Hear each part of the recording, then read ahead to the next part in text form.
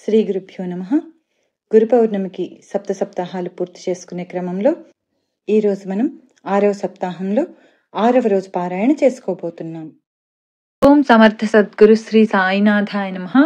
శ్రీ సాయిలీలామృతం అధ్యాయం 23 సమాధానమిచ్చే సమాధి. జీవన్ముక్తులు ప్రళయంలో కూడా నశించరని భగవద్గీత, యోగ వాసిష్టము చెబుతున్నాయి. ఇక పూర్ణ దత్తావతారమైన బాబాకు జీవులను ఉద్ధరించడమే అవతార కార్యం కనుక ఆయన లీల మహాసమాధికి ముందులాగానే నేడు కూడా కొనసాగుతోంది. అంతవరకు భక్తులతో ఆయనకు గల అనుబంధం అలానే కొనసాగుతుంది. కాకా మహాజనికి నవంబర్ 13, 1918 స్వప్నంలో సాయి కనిపించి, నేను సమాధి చెంది నెల అయింది, మాసిక పూజ చేయి అన్నారు.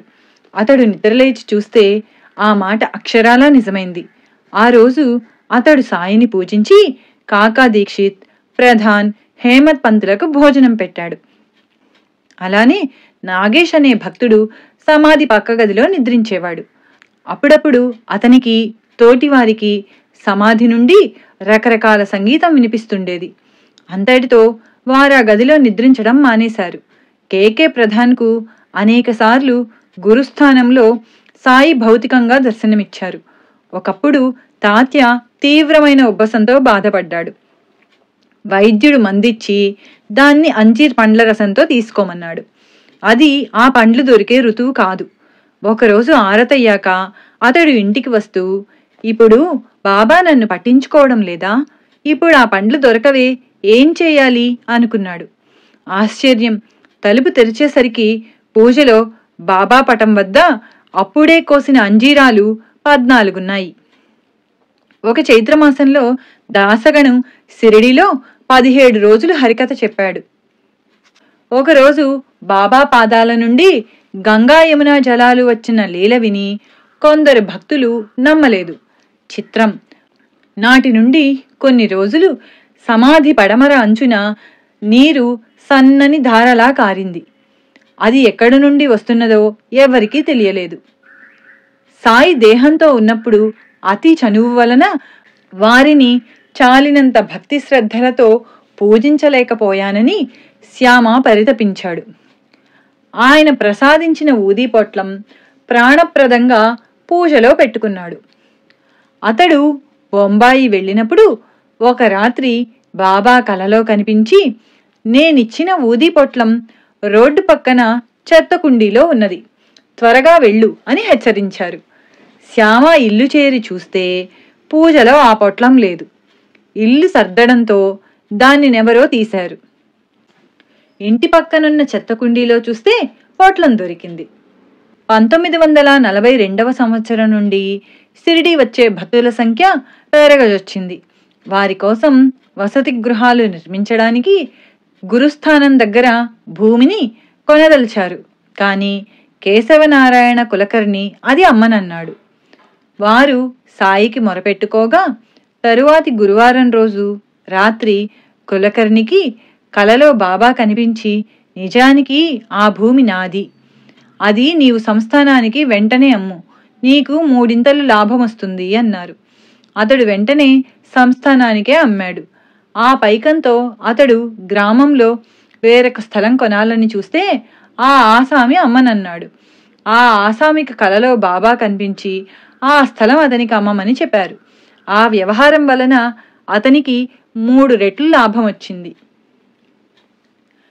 డాక్టర్ రుస్తుంజీ 1930వ సంవత్సరంలో నిమోనియా వచ్చి బొంబాయిలోని పార్సీ జనరల్ ఆసుపత్రిలో స్పృహ లేకుండా పడి ఉన్నాడు.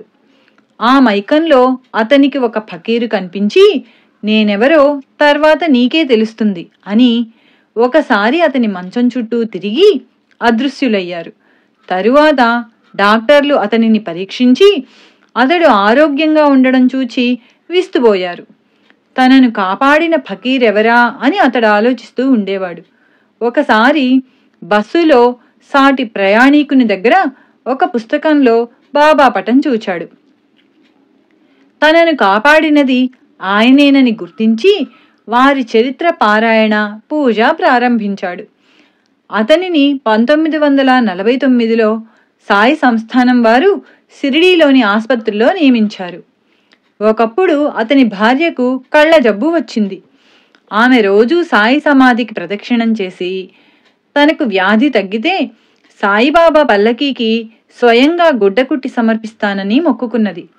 డాక్టర్లు ఆ వ్యాధికి మందు లేదని నిర్ణయించినా ఆమె వ్యాధి 1 సంవత్సరంలోగా తగ్గిపోయింది. ఆమె తన మొక్కు చెల్లించుకున్నది. భయంకరమైన క్షయవ్యాధితో బాధపడుతున్న శివశంకర్ దీక్షిత్కు ఒక రాత్రి కలలో ఎవరో ముస్లిం మహాత్ముని పటం కనిపించింది. అతడు నమస్కరిస్తుండగా స్వప్నంలోనే ఒక ఫకీరు అతని నొసట ఊది పెట్టి త్వరలో రోగం తగ్గుతుందని చెప్పాడు. మొదట అతడు ఆ స్వప్నాన్ని పట్టించుకోలేదు. కానీ నాటి నుండి ఏ మందు లేకుండానే వ్యాధి తగ్గిపోయింది. ఆ సంగతి విని ఆ ఫకీరు సాయి అయి ఉండవచ్చని ఒక మిత్రుడు చెప్పాడు. 4 రోజుల తర్వాత పిల్లలు ఆడుకుంటూ ఒక కాగితం అతని ముందు పడేసి వెళ్లారు. అందులో సాయి సమాధి చిత్రము, దానిపైనొక సాయి పటము ఉన్నాయి. తనకు స్వప్న దర్శనమిచ్చింది వారేనని గుర్తించి అతడు షిరిడీ వెళ్ళాడు. కానీ అక్కడ సమాధి మీద చిత్రపటానికి బదులు పాలరాతి విగ్రహం ఉన్నది. భక్తులను విచారించగా 1956 వరకు అక్కడ చిత్రపటమే ఉండేదని, ఆ సంవత్సరమే విగ్రహం ప్రతిష్ఠించారని చెప్పి ఆ ఫోటోను చూపారు. చిత్తూరు జిల్లాలోని ఒక గ్రామంలో 1959లో మొహరం పండగ నాడు ముస్లింలందరూ చేరారు. మౌల్వీ కూడా సిద్ధమయ్యాడు. కానీ పీరు ఎత్తవలసిన భక్తుడు రాలేదు. అప్పుడు అక్కడున్న కె తిరువెంగళంను పీరు ఎత్తమన్నారు. అతని నడుముకు పీరు కొయ్య కట్టి ఆ గుడ్డతో అతని ముఖం కప్పారు. వెంటనే అతనికి బాహ్య స్మృతి తప్పింది. నాకు ఒక్కసారిగా మెరుపుల కాంతి కనిపించింది. ఎక్కడా చిన్న రాయి కానీ గడ్డిపోచా కానీ లేని బ్రహ్మాండమైన మైదానం అన్ని వైపులా కనిపించింది. చిన్నపిల్లవానిలా ఉన్న నా వైపు చేతులు చాపుతూ దూరంలో ఒక ముసలాయన కనిపించారు. ఇంతలో ఎవరో నన్ను కదిలించడంతో నాకు మెలకువ కలిగింది. అప్పటి నుండి భక్తి గీతాలు, భగవద్గీత విన్నా, వెంకటేశ్వరుని చూచినా శరీరమంతా వణికి కన్నీరు కారుతుంది. ఒకసారి సాయి పటం కొన్నాను. ఎందుకో గాని ఆ మూర్తి నాకెంతో పరిచయంగా ఉన్నది. ఒకరోజు రేడియోలో భక్తి గీతము, నామావళి వినేసరికి నాకు బాహ్య స్మృతి తప్పి అలనాడు పీరు ఎత్తినప్పటి దర్శనమే అయ్యింది. అప్పుడు నాకు దర్శనమిచ్చిన మహనీయుడు సాయిబాబా అని గుర్తించగలిగాను అని వ్రాస్తున్నాడు ఆ ధన్యజీవి. నెల్లూరులో డాక్టర్ రాజగోపాలాచారికి 1938లో ఒకరోజు కలలో ఒక ఫకీరు కనిపించారు. ఆయన మోకాళ్ల వరకు పుండ్లున్నాయి. మరో రోజు గోడకున్న పటాల మధ్యనున్న బాబా పటంపై వారి దృష్టి పడింది. అందులో బాబాకు మోకాళ్ల వరకు చదులు పట్టి ఉన్నాయి. సాయికి వారి పటానికి భేదం లేదని డాక్టర్ గుర్తించాడు. నాటి నుండి వారింట సాయి భజన, పూజ ప్రారంభించారు. కొంతకాలానికి నెల్లూరులో చక్కని సాయి మందిరం వెలిసింది. బీబీ దూబే 1957లో ప్రమాదకరమైన ఉదర రోగంతో చాలా కాలం బాధపడ్డాడు.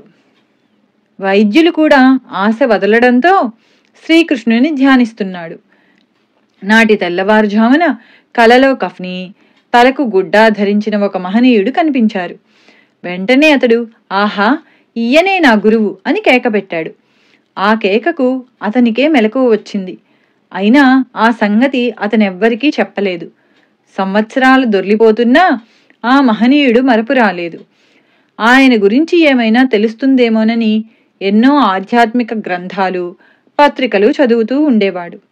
అతనికి 1970లో హోషంగాబాద్ బదిలీ అయ్యింది. అతడక్కడ ఒక షాపులో ఆ మహనీయుని పటం చూచి విచారిస్తే ఆయన షిరిడీ సాయిబాబా అని మాత్రమే చెప్పగలిగారు. తర్వాత 1972లో ఉద్యోగరీత్యా పిపారియాకు వెళ్ళినప్పుడు అతని మిత్రుడు తన ఇంట్లో సాయపడం చూపి ఆయన లీలలు వివరించారు. తర్వాత అతడు 1973లో షిరిడీ వెళ్ళి అప్పటి నుండి సాయిని కొలుచుకుంటున్నాడు. శ్రీమతి సుశీలమ్మ గారికి చాలా కాలం బిడ్డలు లేకుంటే సాయిని పూజించుకోమని ఆమె అన్నగారు ఒక పటమిచ్చాడు. కొద్ది కాలానికి అబ్బాయి జన్మిస్తే సాయిబాబా అని పేరు పెట్టారు. ఒకసారి ఆమెకు తీవ్రంగా విరేచనాలై ఎన్ని మందులిచ్చినా తగ్గలేదు. ఆమె 21వ రోజు తెల్లవారుజామున బయటకు వెళ్ళలేక మంచం పక్కనే కూర్చుంది. సాయి గదిలో ప్రవేశించి, ఆ గూట్లో తాయెత్తుంచాను, కట్టుకో, బాధ తగ్గుతుంది, 3వ రోజు దాన్ని పారవి అని చెప్పి వెళ్ళిపోయారు. ఏ గూట్లో బాబా అని కేకలేస్తే అందరూ ఆమెకు భ్రమ కలిగింది అనుకున్నారు. కానీ గూట్లో చూస్తే తాయెత్తున్నది. అది కట్టగానే విరేచనాలు ఆగిపోయాయి. తర్వాత ఆమె భర్త పిళ్ళేగారు కొద్ది కాలానికి రిటైర్ అవుతారనగా వారి అబ్బాయి ఎంఎస్సి పాస్ అయి తుమ్మలగుంటలో బంధువులింట ఉండి ఉద్యోగ ప్రయత్నాలు చేశాడు. కొంతకాలానికి శ్రీ వెంకటేశ్వర విశ్వవిద్యాలయంలో ఇంటర్వ్యూ వచ్చింది. సిఫార్సు లేకుంటే వెళ్ళి ప్రయోజనం లేదని తెలిసినా తల్లి ప్రోద్బలం మీద హాజరయ్యాడు. ఆగస్టు 24, 1976న సుశీలమ్మకు సాయి స్వప్న దర్శనమిచ్చి, నీ బిడ్డ కాగితాలు తుమ్మలగుంట వచ్చాయి, తెప్పించుకొని ఉద్యోగంలో చేరమను అని 2-3 సార్లు చెప్పారు. తుమ్మలగుంట బంధువులు అప్పుడు కాళహస్తిలో ఉన్నారు. వాళ్లకు పిళ్ళే ఉత్తరం రాస్తే ఆ కాగితాలు తుమ్మలగుంట చేరాయని, వెంటనే అతడు ఉద్యోగంలో చేరాలని టెలిగ్రామ్ వచ్చింది. అతడు అలా చేయడంతో పిళ్ళే రిటైర్ అయ్యే ముందు ఆ కుటుంబానికి ఒక ఆధారం ఏర్పడింది. మరికొంతకాలానికి సుశీలమ్మ గారికి దృష్టి మందగించింది. ఆమె బాధపడుతుంటే శ్రీ సాయి స్వప్నంలో కనిపించి, కర్మానుభవం తప్పదు, ఈ జన్మలో అనుభవిస్తావో మరు జన్మలో అనుభవిస్తావో చెప్పు అన్నారు. ఆమె చెప్పే లోపలే మెలకువ వచ్చింది. తరువాత ఆమె వేరే బాధల్లో ఉన్నప్పుడు సాయి కలలో కనిపించి, శ్రీరామ రామ రామేతి రమే రామే మనోరమే అన్న శ్లోకం జపించమన్నారు. మార్చి 1978లో ఆమె కన్ను ఆపరేషన్ చేయించుకొని ఇంటికొచ్చాక రాత్రి మేడ మీద నిద్రపోతూ ఉంటే ఒక గబ్బిలం కన్ను పీకింది. మరి రోజు డాక్టర్కు చూపిస్తే కన్ను రాదని చెప్పి ఇంటికి పొమ్మన్నారు. ఆమె బ్రతిమాలితే 4 రోజులు ఆసుపత్రిలో ఉంచారు. చివరి రోజు రాత్రి కలలో సాయి ఆమెకు కట్టు విప్పి తీర్థమిచ్చారు. పై శ్లోకమే చెప్పించి, ఇప్పుడు కనిపిస్తున్నదా అన్నారు. కనిపిస్తున్నది, కానీ ఈ కర్మ మరు జన్మలో అనుభవించాలన్నారే అని బాధపడింది. నీకు దృష్టి ఇచ్చినా ఇవ్వకున్నా గొడవేనే అని కేకలేసి, గుడ్డివారికి అన్నం పెట్టి చేతనైన సహాయం చెయ్యి, దేవునికి 10 టెంకాయలు కొట్టు, ఆ కర్మ తొలగుతుంది అన్నారు. తెల్లవారి కట్టు విప్పేసరికి ఆమెకు కళ్ళు కనిపిస్తున్నాయి. అది బాబా లీలే అన్నారు డాక్టర్లు. అంటే ఆమెకు సంతానము, ఆరోగ్యము, జీవనోపాధి, కర్మ నివృత్తి ప్రసాదించారు సాయి. పోలీస్ ఆఫీసర్గా రిటైర్ అయిన బి ఉమామహేశ్వరరావు గారికి 1960 నుంచి గుండె జబ్బు, తరచుగా గుండె నొప్పితో 2-3 రోజులు స్పృహతో లేకుండా ఉండేవారు. వైద్యులు ఆపరేషన్ చేయాలన్నారు గాని ఆయన ఇష్టపడలేదు. బంధువుల ప్రోద్బలంతో 1980లో షిరిడీ దర్శించి అక్కడొక చిత్రమైన అనుభూతి పొంది నాటి నుంచి సాయిని ప్రార్థిస్తున్నారు. సెప్టెంబర్ 1983లో ఆయన గుండె నొప్పితో స్పృహ కోల్పోయారు. నాడి 40కి పడిపోయింది. 3వ రోజు తెల్లవారుజామున 3 గంటలకు స్వప్నంలో ఒక ఫకీరు వారి నుదుట ఊది పెట్టి బాధ తగ్గుతుందని చెప్పారు. ఆయన వెంటనే భార్యను లేపి తన స్వప్నం చెప్పారు. ఆయన నొసట విభూది ఉన్నది. తరువాత ఆయనకు గుండె నొప్పి రాలేదు. నవంబర్ 16, 1983 రాత్రి ఆయన సాయిని ధ్యానిస్తుండగా ఆ పటం నుండి చిత్రమైన కాంతి వారి గుండె మీద పడి శరీరంలో కరెంటు ప్రవహించినట్లయింది. వారి ఎడమ రొమ్ము చుట్టూ వలయంలా చర్మం కాలినట్లు మచ్చ ఉన్నది. అప్పటి నుంచి ఆయన ఆరోగ్యంగా ఉన్నారు. నవంబర్ 28, 1984న ఆయనకు బాబా కలలో కనిపించి, రేపు నీకు గండమున్నది, బంధువులను పిలిపించుకో, నేనున్నాను, భయం లేదు అన్నారు. అందరూ ఉదయమే సిద్ధంగా ఉన్నారు.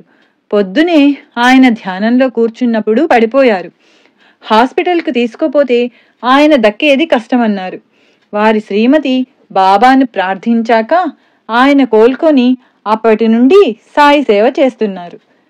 దశరథ రామయ్య ఇలా వ్రాశారు: 1981వ సంవత్సరంలో ఒకనాటి రాత్రి మా ఇంటి ఎదుట రామమందిరంలో జరిగిన బాబా సత్సంగం నుండి మా అమ్మ ప్రసాదం తెచ్చి నాకిచ్చింది. నేనది తిని పడుకొన్నాక బాబా కలలో కనిపించి తమకు గడ్డి సంపంగిమాల వేయమన్నారు. మరురోజు అది సమర్పించినప్పటి నుంచి ఆయన మమ్మల్ని కాపాడుతున్నారు. సుమారు 20 రోజులకు నాకు గుండె నొప్పి వచ్చి నా గదిలో పడుకున్నాను. కలలో ఒక ఆజానుబాహుని పాదం మాత్రం నా పైనుంచి దాటుకొని పోతున్నది. నేను దానిని తాకి దండం పెట్టుకున్నాను. నా పక్క మీదనున్న 3 తమలపాకులు, 2 వక్కలు తినమన్న ఆదేశం వినిపిస్తే తిన్నాను. తెల్లవారేసరికి గుండె నొప్పి తగ్గిపోయింది.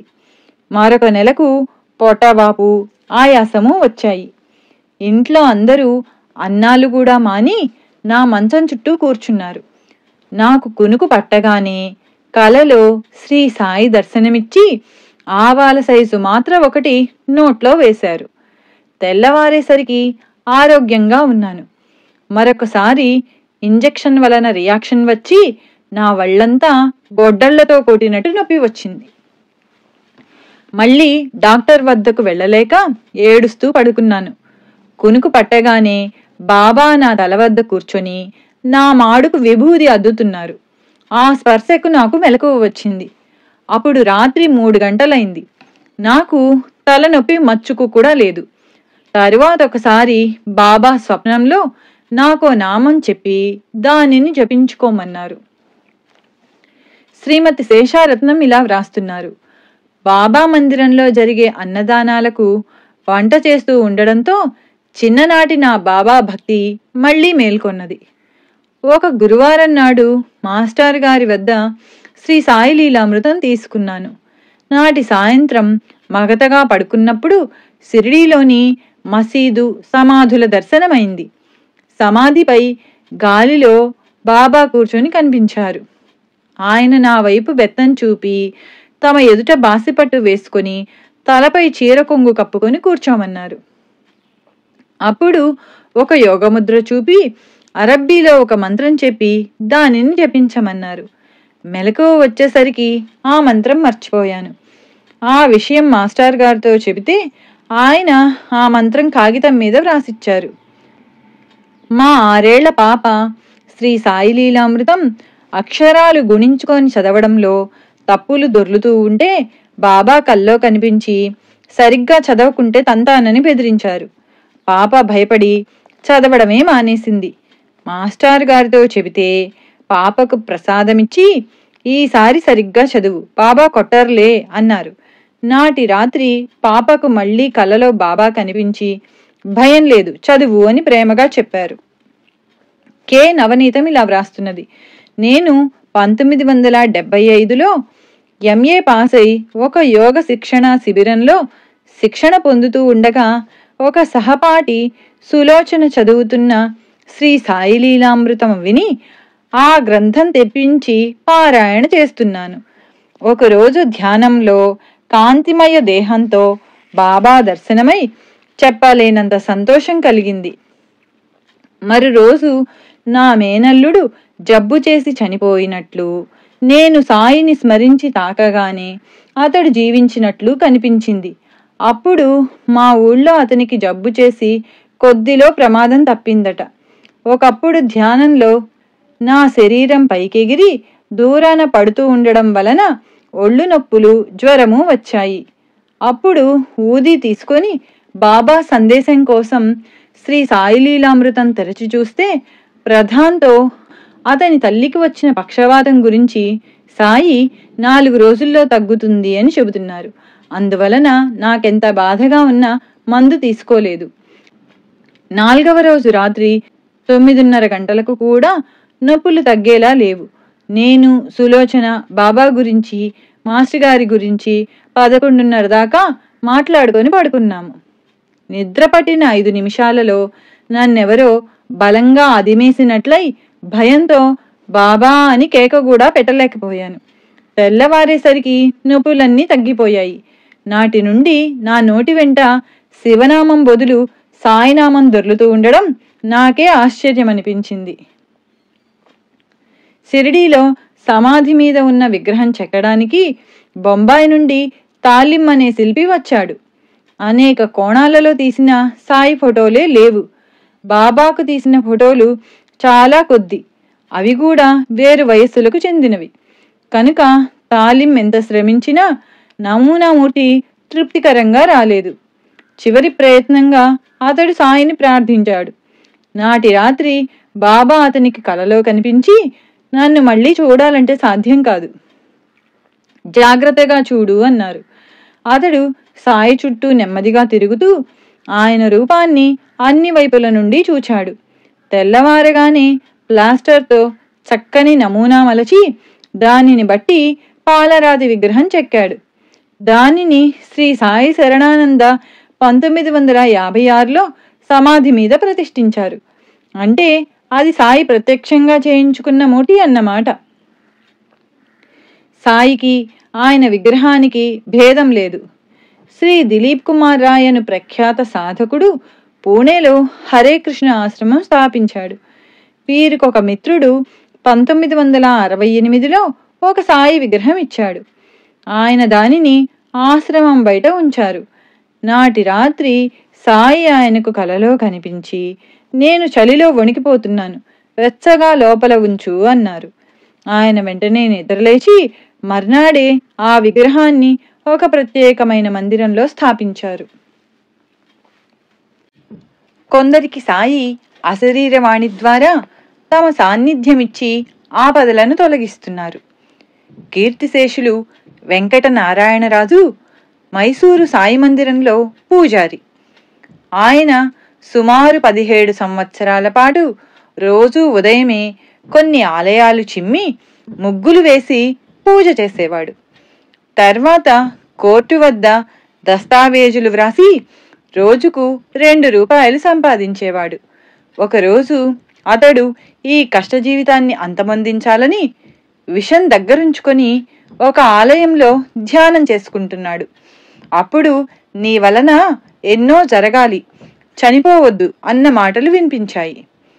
వెంటనే రమణ మహర్షి శరీరంతో దర్శనమిచ్చి పై మాటలు అని అతన్ని చేయి పట్టుకొని గేటు అవతల దించి వెళ్ళిపోయారు.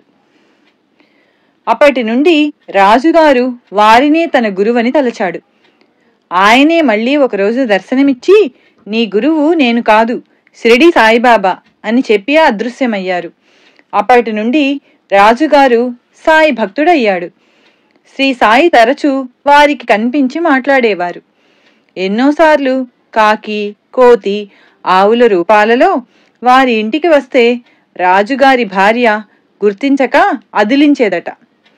తర్వాత బాబా అతనితో, నేను వస్తే అమ్మ అదిలించింది అనేవారు.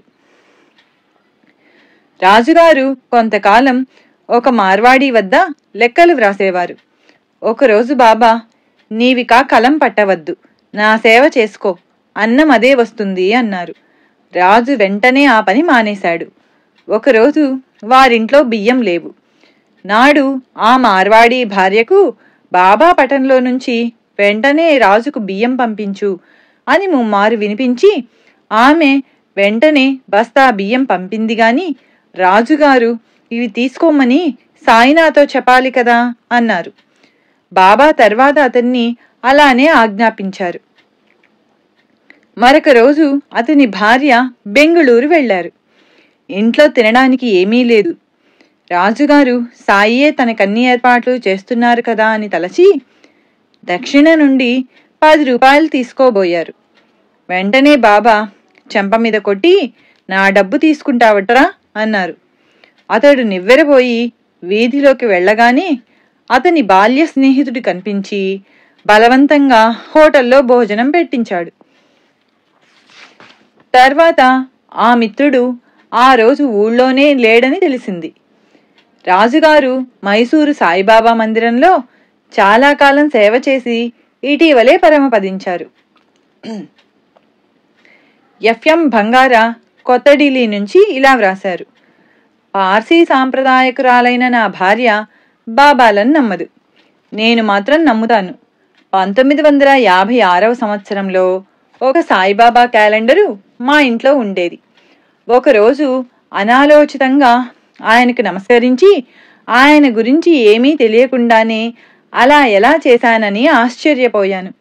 ఇల్లు సర్దుతుండగా నా భార్యకు ఆ గది నుండి, బిడ్డ నాకు మాల వేయి, మేలు జరుగుతుంది అని వినిపించిందట. ఆమె వెంటనే ఆ క్యాలెండర్కు మాల వేసింది. అప్పటి నుండి దానిని పూజిస్తున్నాము. అప్పట్లో మేము ఆర్థిక ఇబ్బందుల్లో ఉన్నాము. ఆమె మా కుటుంబ శ్రేయస్సు కోసము మాకు బాబు పుట్టాలని సాయిని ప్రార్థించింది. ఏడాదిలోగా మాకు బాబు పుట్టాడు. నా జీతం కూడా పెరిగి మంచి బ్యాంక్ ఆఫీసర్గా పేరొచ్చింది. అలా మేము కోరుకున్నదల్లా జరిగేది. అవసరంలో ఆయన సందేశం కూడా అందేది. కానీ ఇవన్నీ మా భ్రాంతులేమో అనుకునేవాళ్ళం. ఒకరోజు నేను ఇన్స్పెక్షన్ కోసం వెళ్తుంటే సాయంత్రానికి తిరిగి రావాలని నా భార్య పట్టుబట్టింది. కానీ బాబా దగ్గర నాకు, నీవీరోజు తిరిగి రాలేవు అని వినిపించింది. దారిలో ఒక చోట రైలు గేటు వేస్తే ఆగాము. పక్క బస్సులోని పెద్ద మనిషి మా డ్రైవర్తో మాట్లాడి మా కారులో కూర్చున్నాడు. నాకు కోపం వచ్చింది, కానీ అతనిని బాబా పంపారని సర్దుకున్నాను. తర్వాత ఒక ఘాట్ రోడ్డు మలుపులో కారు బ్రేకులు విరిగిపోయాయి. కారు వేగంతో పల్లానికి దిగుతోంది. ఎడమవైపు పెద్ద లోయ ఉన్నది. డ్రైవరు కారును కుడివైపు కొండకు మోటింపజూచినప్పుడల్లా ఏదో ఒకటి ఎదురొచ్చి కొద్దిలో ప్రమాదం తప్పుతోంది. బాబా మాటలు జ్ఞాపకం వచ్చి నాకు మరణం తప్పదనిపించింది. నా హస్తరేఖలు అలానే సూచిస్తున్నాయి. నేను భయంతో, సాయి, నా కుటుంబం కోసమైనా నన్ను రక్షించు అని ప్రార్థించాను. వెంటనే టైరు బ్రద్దలై కారు ఆగింది. డ్రైవరు టైరు మార్చి బయలుదేరాక మర్నాడే ఇల్లు చేరగలిగాను. బాబా మాటే నిజమైంది. పార్సీ మతస్థుడు మాణిక్ షా బాబాకు సమర్పించకుండా ఏమీ తినేవాడు కాదు. అయినా చాలా కాలం షిరిడీ వెళ్ళలేకపోయాడు. ఒకసారి నాగపూర్ వెళ్తూ మధ్యాహ్నం మన్మాడ్ స్టేషన్లో నిద్రలేవగానే ఒక అస్పష్టమైన మానవాకారం, నీవు మన్మాడ్లో దిగిపో అని చెప్పి అదృశ్యమైంది. వెంటనే అతడు దిగిపోయాడు. షిరిడీ దర్శించి వచ్చేసరికి నాటి మధ్యాహ్నం అతడు దిగిన రైలుకు ఆ స్టేషన్ దాటగానే పెద్ద ప్రమాదమై ఎందరో మరణించారని తెలిసింది. అలానే సంతోష్ వ్యాస్ అక్టోబర్ 1980లో షిరిడీ వెళ్తూ రైలులో ఇంజన్ నుండి 3వ బోగీలో కూర్చున్నాడు. దారిలో ఇటార్సీలో అతని హృదయంలో వెంటనే దిగి చివరి పెట్టెలో ఎక్కు అని వినిపించింది. రైలు కదిలినా అతడు త్వరగా దిగి చివరి పెట్టెలో ఎక్కాడు. మరి 2 నిమిషాలలో ఆ రైలు ఒక గూడ్సును ఢీకొని 3వ బోగీలోని వారు ఎందరో చనిపోయారు. డిఎల్ కాంతారావు గారు కొమరువోలు గ్రామంలో రెవెన్యూ ఇన్స్పెక్టర్గా పనిచేస్తున్న రోజులవి. ఆ దగ్గరలో ఎక్కడా వైద్య వసతి లేదు. ఒకరోజు వారి భార్యకు ప్రసవమయ్యాక బయటపడవలసిన మావి చాలాసేపు పడిపోలేదు. గంటలోగా అది పడిపోకుంటే తల్లి ప్రాణానికి ప్రమాదం. ఆమెకు స్పృహ తప్పింది. ఆయన పూజ గదిలోకి వెళ్ళి సాయిని ప్రార్థిస్తుండగా బయట సుబ్బమ్మ వచ్చింది అన్న మాటలు వినిపించాయి. ఆమె ఒక నర్సు. ఆమె వెంటనే లోపలికి వెళ్ళి ఆ బాలింతరాలి పొట్ట నొక్కగానే మావి పడిపోయి ప్రమాదం తప్పింది. ఆమె పక్కన పడి ఉన్న బిడ్డను పొర్లించగానే కెవ్వున ఏడ్చాడు. తర్వాత తెలిసింది, సుబ్బమ్మ ఆ గ్రామస్తురాలే, విజయవాడలో నర్సుగా పనిచేస్తోంది. ఆ రోజు ఎందుకో ఆకస్మిక ప్రేరణ కలిగి సెలవు కూడా పెట్టకుండా వచ్చింది. వెంటనే వెళ్ళిపోవాలనుకున్నది. కాని ఆమె ఇల్లు చేరగానే ఈ సంగతి తెలిసి అక్కడికొచ్చింది. సాయి అనుగ్రహం ఎవరి ద్వారానైనా మనకు చేరగలదు.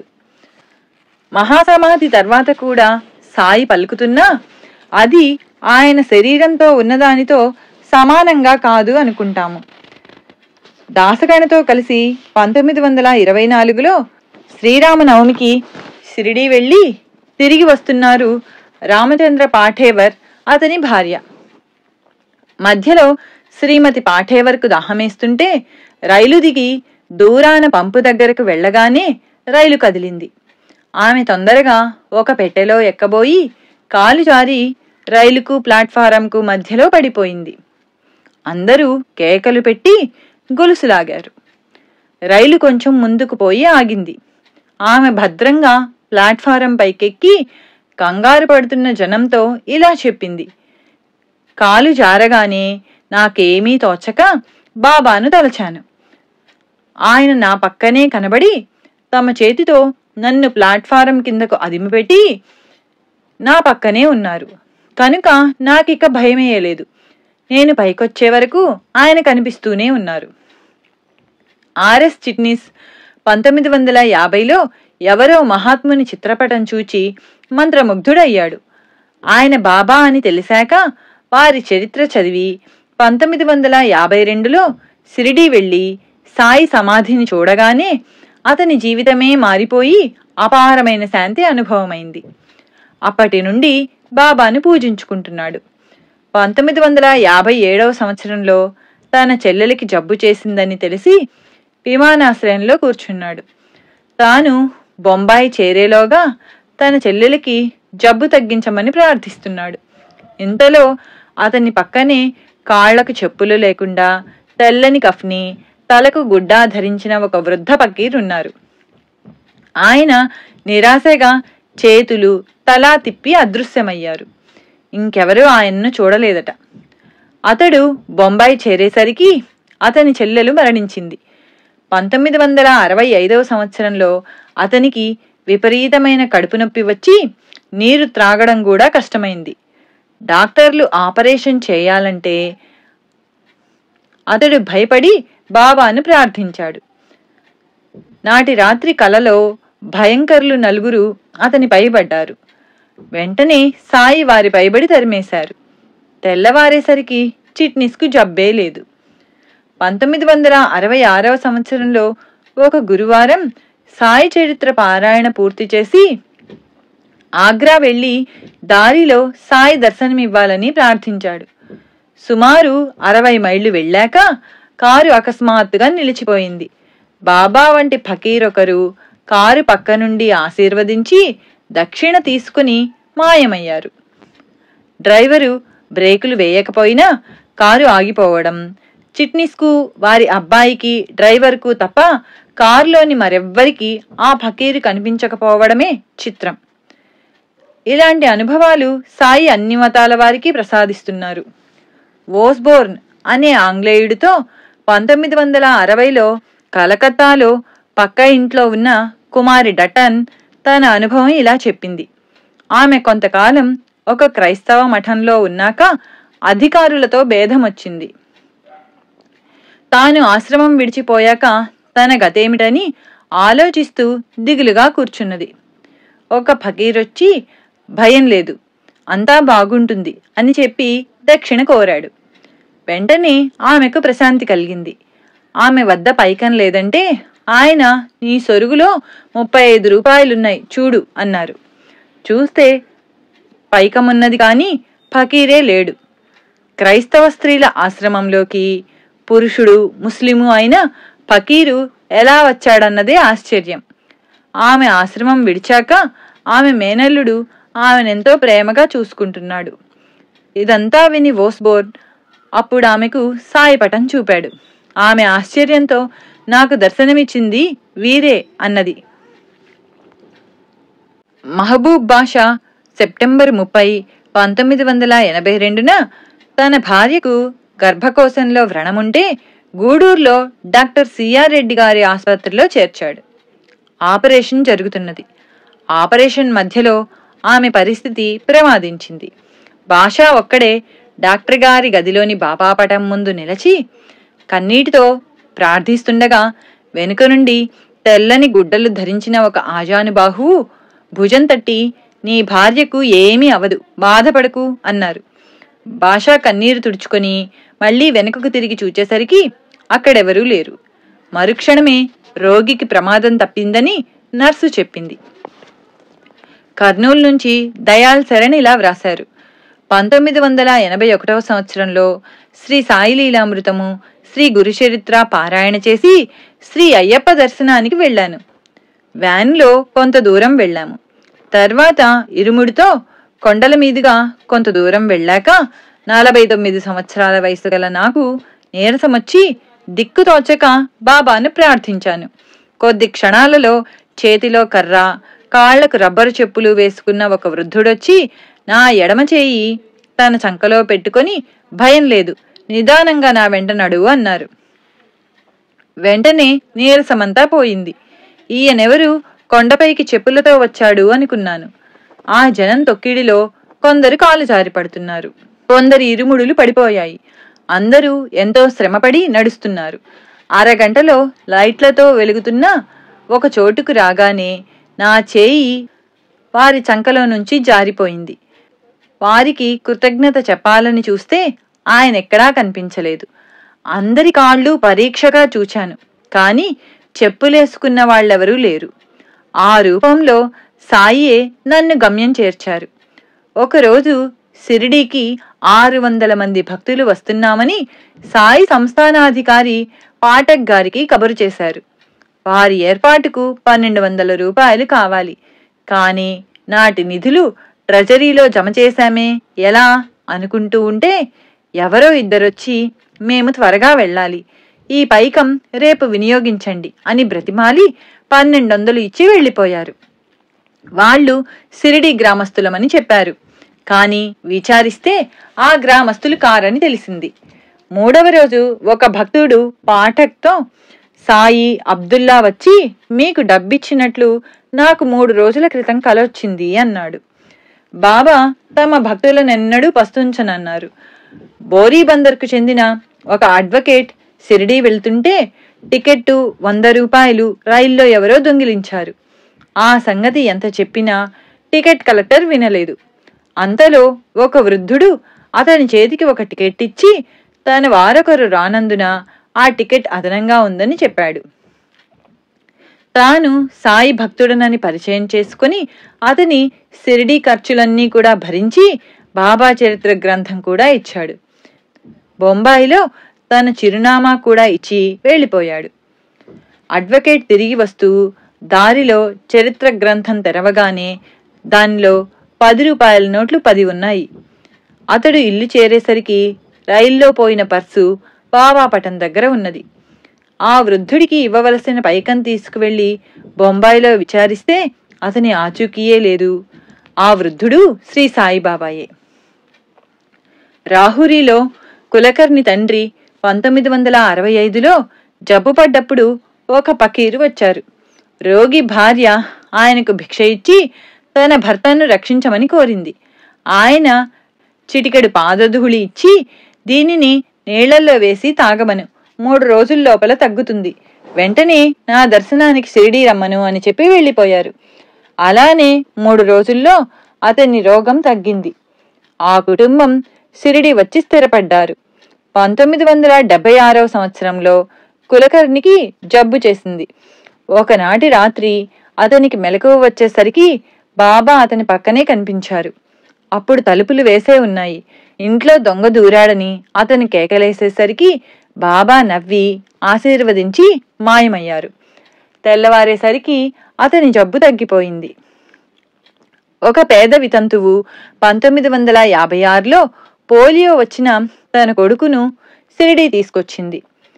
అతన్ని కూలివాని భుజం మీద కూర్చోబెట్టి సమాధికి ప్రదక్షిణం చేయిస్తోంది. అది సిగ్గనిపించి అతడొక రోజు తన బదులు తల్లినే ప్రదక్షిణ చేయమని చెప్పి ఒంటరిగా గదిలో కూర్చున్నాడు. అకస్మాత్తుగా ఒక సాధువు అతని ఎదుటే కనిపించి బలవంతంగా అతనిని లేవదీసి సమాధి వద్దకు తీసుకువెళ్ళాడు. అక్కడ అతన్ని ఒక స్తంభం పట్టుకో నించోమని చెప్పి ఆయన మాయమయ్యాడు. తర్వాత కొడుకు తనతో కూడా నడవడం చూచాక గాని తల్లి అతని మాట నమ్మలేదు. బొంబాయిలో ఉద్యోగం చేస్తున్న కరుణాకర్ ఉబ్బసం బాధ భరించలేక ఉద్యోగం మాని షిరిడీ చేరి అక్కడ చావడిలో సేవ చేస్తున్నాడు. ఒక రాత్రి అతడు తీవ్రమైన జ్వరము, దగ్గుతో బాధపడుతున్నాడు.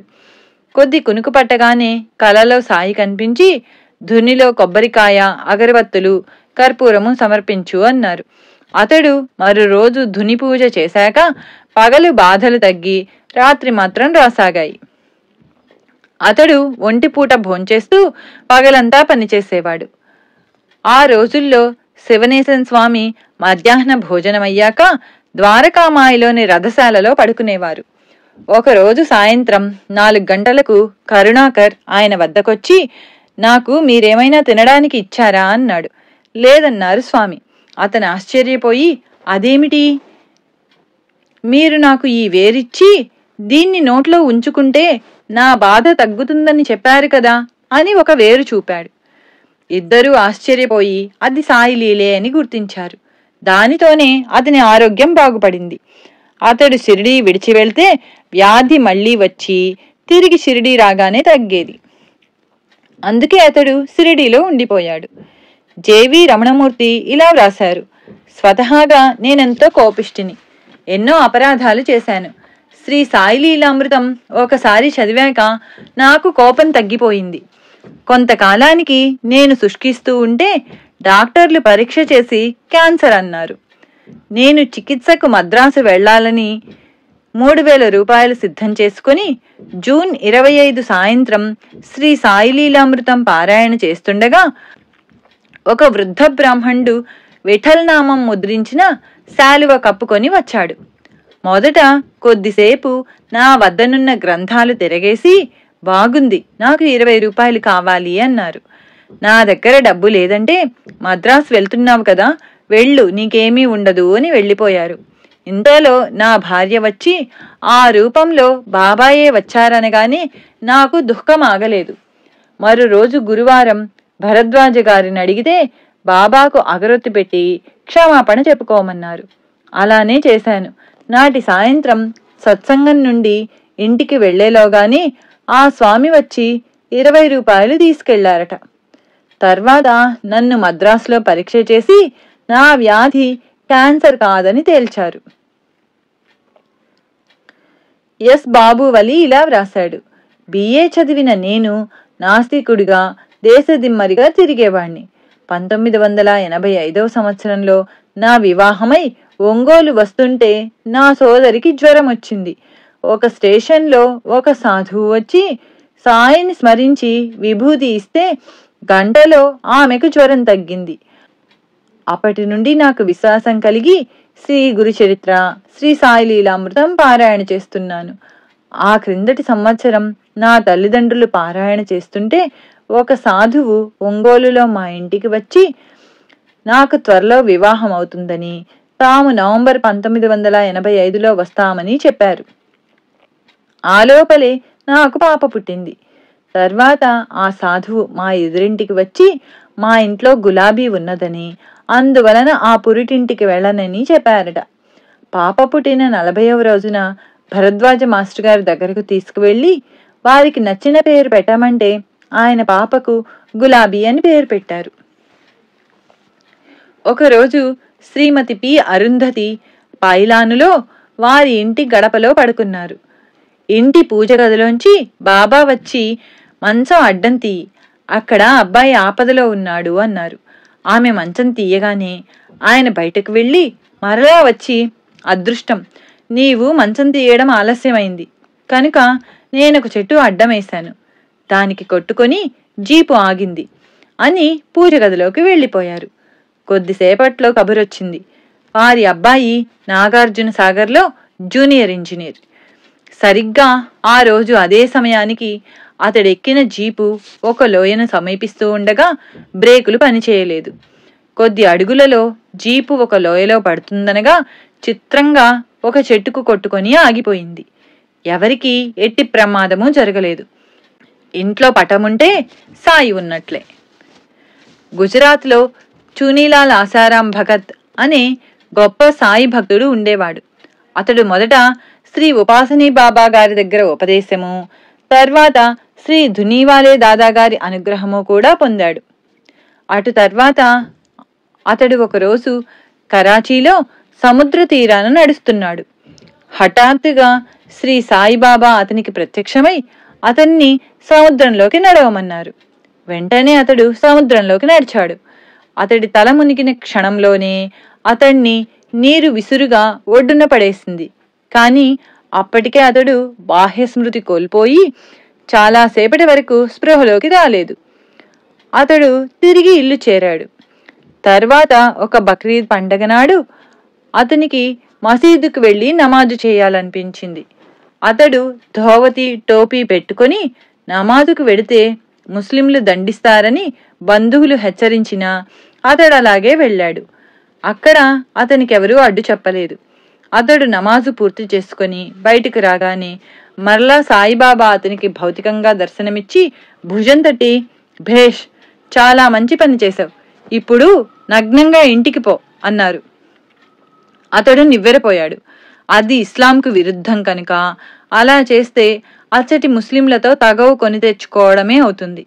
కానీ సద్గురు ఆజ్ఞ మేరడమంటే జీవితాంతము కష్టించి సాధన చేశాక అంతిమ పరీక్షలో విఫలుడవటమే. వంటంతా చేసుకుని అన్నం తినలేకపోయినట్లే. అట్టి అవకాశం ఇక రాదు. వెంటనే అతడు ఒక స్నేహితునికి సాయి ఆజ్ఞ తెలిపి తాను విడిచిన వస్త్రాలు భద్రంగా ఇల్లు చేర్చమని చెప్పి వెంటనే తన వస్త్రాలు విడిచాడు.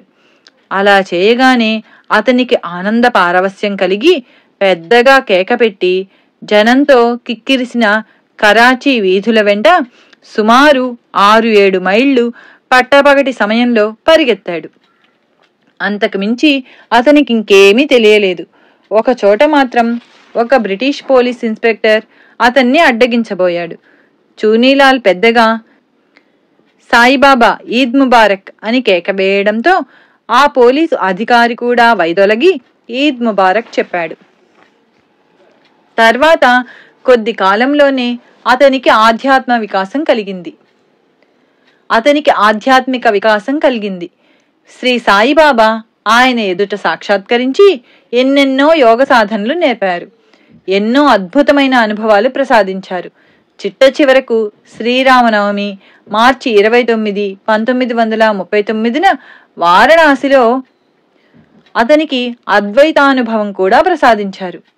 అటు తర్వాత ఆయన శ్రీ మోటా మహారాజ్ అను పేర పరిపూర్ణుడైన సిద్ధపురుషుడిగా పేరు పొందారు. నశ్వరమైన శరీర సౌఖ్యాల పట్ల ఉదాసీనత చెంది అత్యంతిక సుఖం కోసం యత్నించే భక్తులకు పరమార్థాన్ని చేకూర్చడం శ్రీ సాయిబాబాకు ఎంతో సంతోషం అన్న శ్రీ సాయి సచ్చరిత్ర మరాఠీ వాక్యం ఎంత సార్థకమో. శ్రీ సచ్చిదానంద సమర్థ సద్గురు సాయినాథ్ మహారాజ్ కీ జై. శ్రీ సాయి లీలామృతం అధ్యాయం 23 సమాధానమిచ్చే సమాధి సంపూర్ణం. శ్రీ సాయి లీలామృతం అధ్యాయం 24 శ్రీ సాయిబాబా సూక్తులు.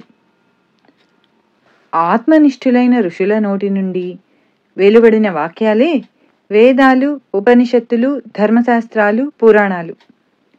బ్రహ్మాన్ని తెలుసుకున్నవాడు బ్రహ్మమే అవుతాడని కదా ఇవన్నీ చెప్పేది. కనుక అవి భగవంతుని వాక్యాలే. ఏ శాస్త్రంలో ఆరితేరిన వారి నోట ఆ శాస్త్రమే పలుకుతుంది. కారణం అది వారి అనుభవం. వారు ఆ రీతిన సాధన చేసి పూర్ణులయ్యారు కనుక వాటి అర్థాన్ని కూడా మళ్ళీ వారే మనకు చక్కగా వివరించగలరు. రోగికి వైద్య గ్రంథం కంటే ఆరితేరిన వైద్యుడే మేలు చేయగలిగినట్లు శాస్త్రవాక్యం కంటే కూడా మహనీయుల వాక్యమే ఎక్కువ ప్రమాణం.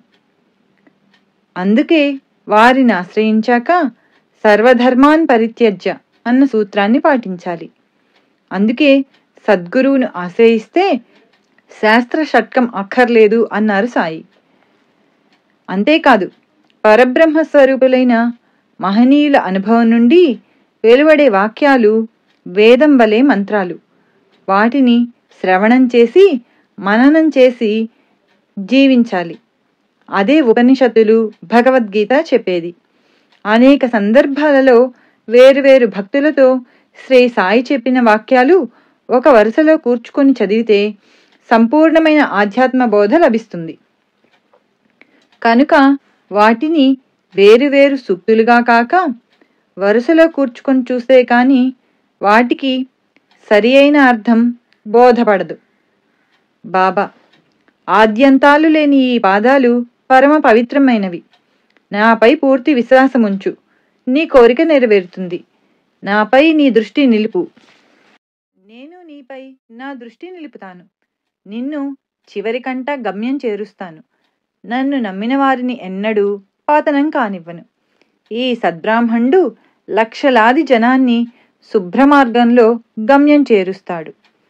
నన్నే ధ్యానించి నా లీలలు గానం చేసేవారు నేనుగా మారిపోతారు. వారి కర్మ నశిస్తుంది. నేనెప్పుడూ వారి చెంతనే ఉంటాను. నా సమాధి నన్ను ఆశ్రయించిన వారితో మాట్లాడుతుంది, వారి వెంటనే తిరుగుతుంది. నా సమాధి నుంచి కూడా నేను నా కర్తవ్యం నిర్వర్తిస్తాను. నా నామం పలుకుతుంది, నా మట్టి సమాధానం చెబుతుంది. అలా చేస్తే నీవు వేల మైళ్ళ దూరాన ఉన్న చివరి క్షణంలో నా చెంత చేర్చుకుంటాను. నేను ఎందరినో కాపాడడానికి వేల క్రోసులు వెళ్ళాలి. ఈ నా దేహం ఎవరి సేవకుడు కాదు, అది అల్లాకు మాత్రమే బానిస. బాబాని ఎలా ధ్యానించాలి? నేను భగవంతుని బానిసను. భగవంతుడే యజమాని. బ్రహ్మ నా తండ్రి, మాయ నా తల్లి. వారి ఐక్యం వల్లనే నాకీ దేహం వచ్చింది. నేనే దైవం. నేనే షిరిడీలోనూ ఎల్లడలా ఉన్నాను. సర్వజగత్తు నాలోనే ఉన్నది. నీవు చూసేదంతా కలిసి నేను. సాయి షిరిడీలోనే ఉన్నారనుకునేవారు నన్నసలు చూడనట్లే. అన్నీ నావే. నేనే అన్నీ అందరికీ ఇచ్చేది. నా ఆజ్ఞ లేక ఆకైనా కదలదు. నేను అందరినీ సమానంగానే చూస్తాను. నాకెవ్వరి మీద కోపం రాదు. తల్లికి ఎప్పుడైనా బిడ్డపై నిజంగా కోపం వస్తుందా? సముద్రం ఎన్నడైనా నదులను తిప్పివేస్తుందా? జగత్తు సంసారము. ఈ ప్రపంచం చాలా వింతైనది. అందరూ నా ప్రజలే. నేను అందరినీ సమానంగానే చూస్తాను. కానీ ఈ ప్రపంచం మన మధ్య నీవు నేను అనే భేదమనే అడ్డుగోడ నిలుపుతుంది. అందుకే 10 మంది ఒక చోట చేరితే ఏదో ఒక గొడవ రేగుతుంది. వారిలో కొందరు దొంగలవుతారు. వారికి నేను చేయగలిగినది ఏమున్నది? రేపొకనాటికి చావబోయే వారు కూడా ఈరోజు ఇతరులను చంపాలని, అంటే నాశనం చేయాలని పన్నాగాలు చేస్తుంటారు. వారు నాకెంతో బాధను కలిగిస్తారు. తరించే మార్గం? నీవు ఈ భేదమనే గోడను కూలదొయ్యి. ఎవరికెవరు శత్రువులు? అంతా ఒక్కటే. సాధన: ఎవరైతే ఎప్పుడూ నన్నే చూస్తూ, నా గురించే వింటూ, ఎప్పుడూ సాయి సాయి అని స్మరిస్తూ నాయందే మనస్సు నిలుపుతారో వారు నిశ్చయంగా దైవాన్ని చేరుతారు. వారు ఇహపరాల గురించి భయపడనక్కరలేదు. నా భక్తుని ఇంట్లో అన్న వస్త్రాలలేమీ ఉండదు. నా బిడ్డలను ఎలా పస్తుండనిస్తాను? కానీ మీరు తల్లికి తగిన బిడ్డలు కండి. పుణ్యము జ్ఞానము అనే మీ భాండాగారాలను నింపుకోండి. నాకు అర్పించకుండా ఏమీ తినని వారికి నేను బానిసను. నా వాణ్ణి ఎన్నటికీ దూరం కానివ్వను. నన్ను నమ్మిన వారినెన్నడూ పాతనం కానివ్వను. నాపై నీకు విశ్వాసముంటే సత్యాన్ని అంటిపెట్టుకో. నీ చెంత నుండి కాపాడుతాను. ఇచ్చిన మాట తప్పక నెరవేర్చు. నాపై విశ్వాసముంచి ఓరిమితో ఉండు. నీవెక్కడ ఉన్నా నీ వెంట నేనుంటాను. పని చేయి. దేవుని నామం ఉచ్చరించు. సద్గ్రంథాలు చదువు. పోటీలు, పంతులు, కీచులాటలు మానితే దేవుడు కాపాడుతాడు. నీవేమి చేసినా క్షుణ్ణంగా చెయ్యి, లేదా చేస్తానని ఒప్పుకోకు. ఎవరి సేవను ఉచితంగా తీసుకోవద్దు. ఉదారంగా ప్రతిఫలం ఇవ్వు. ఇది మన నియమం కావాలి. నీ దగ్గరకు ఏ ప్రాణి వచ్చినా తోలెయ్యవద్దు. ఆదరించు. రుణానుబంధంపై నమ్మకముంచి గుర్తుంచుకో. ఆకలిగొన్న వారికి అన్నము, గుడ్డలు లేని వారికి గుడ్డలు ఇవ్వు. భగవంతుడు సంతోషిస్తాడు.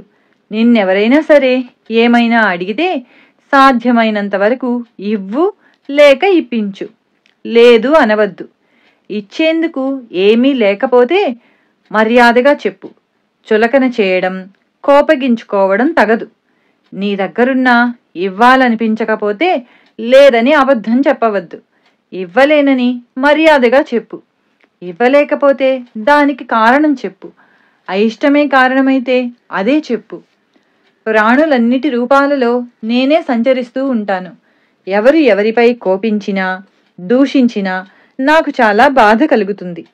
ఎవడు ధైర్యంగా నిందను, దూషణను సహిస్తాడో వాడు నాకెంతో ఇష్టుడు. నిన్నెవరైనా బాధించినా వాడితో పోట్లాడవద్దు. సహించలేకపోతే 1-2 మాటలలో ఓర్పుగా సమాధానం చెప్పు. లేకుంటే నా నామం స్మరించి అక్కడ నుండి వెళ్ళిపో. వాడితో యుద్ధం చేసి దెబ్బకు దెబ్బ తీయవద్దు. నీవెవ్వరితో అయినా పోట్లాడితే నాకు చాలా ఏహ్యం కలుగుతుంది. ఎవరి గురించి తప్పుగా మాట్లాడవద్దు. నీ గురించి ఎవరైనా మాట్లాడినా చెలించకు. వాడి మాటలు నీకేమీ గుచ్చుకోవు కదా. ఇతరులు చేసే పనులకు ఫలితం వారే అనుభవిస్తారు. నీవు చేసే పనుల ఫలితమే నీకుంటుంది. తక్కిన ప్రపంచం తలక్రిందులు కానివ్వు. దాన్ని లక్ష్యపెట్టక రుజుమార్గంలో వెళ్ళు. ఆనందానికి ఇదే మార్గం.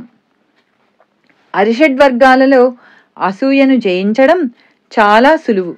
దాని వలన మనకు ఏ లాభమూ లేదు, అవతల వారికి ఏ నష్టమూ లేదు. అసూయంటే ఇతరుల బాగును సహించలేకపోవడమే. ఓర్చుకోలేక అపవాదులు కల్పిస్తాము. వారు నష్టపోతే సంతోషిస్తాం. దాని వలన మనకేమి ప్రయోజనము? అవతల వాడికి మంచి జరిగితే మనకేం నష్టం? కానీ ఇది ఎవ్వరూ ఆలోచించరు. వాళ్ళు బాగుపడితే మనకే మేలు జరిగినట్లు భావిద్దాం, లేదా మనము ఆ మేలును పొందే ప్రయత్నం చేద్దాం. వాడు మన సొత్తేం లాక్కున్నాడు? వాడి కర్మననుసరించి ఫలితాన్ని వాడు పొందుతాడు. భగవంతుడికి చెడంటేనూ, చెడుకు భగవంతుడంటేనూ భయం. మంచి యొక్క ఫలితం గొప్పది, చెడుకు ఫలితం స్వల్పం. మన శరీరంలో ఒక హీనజాతి వాడున్నాడు. వాడిని పేళ్లకొట్టాలి. అందుకోసం మన వాడాలోని వారందరినీ తెలుసుకోవాలి. ఎవ్వరితోనూ వాదించవద్దు.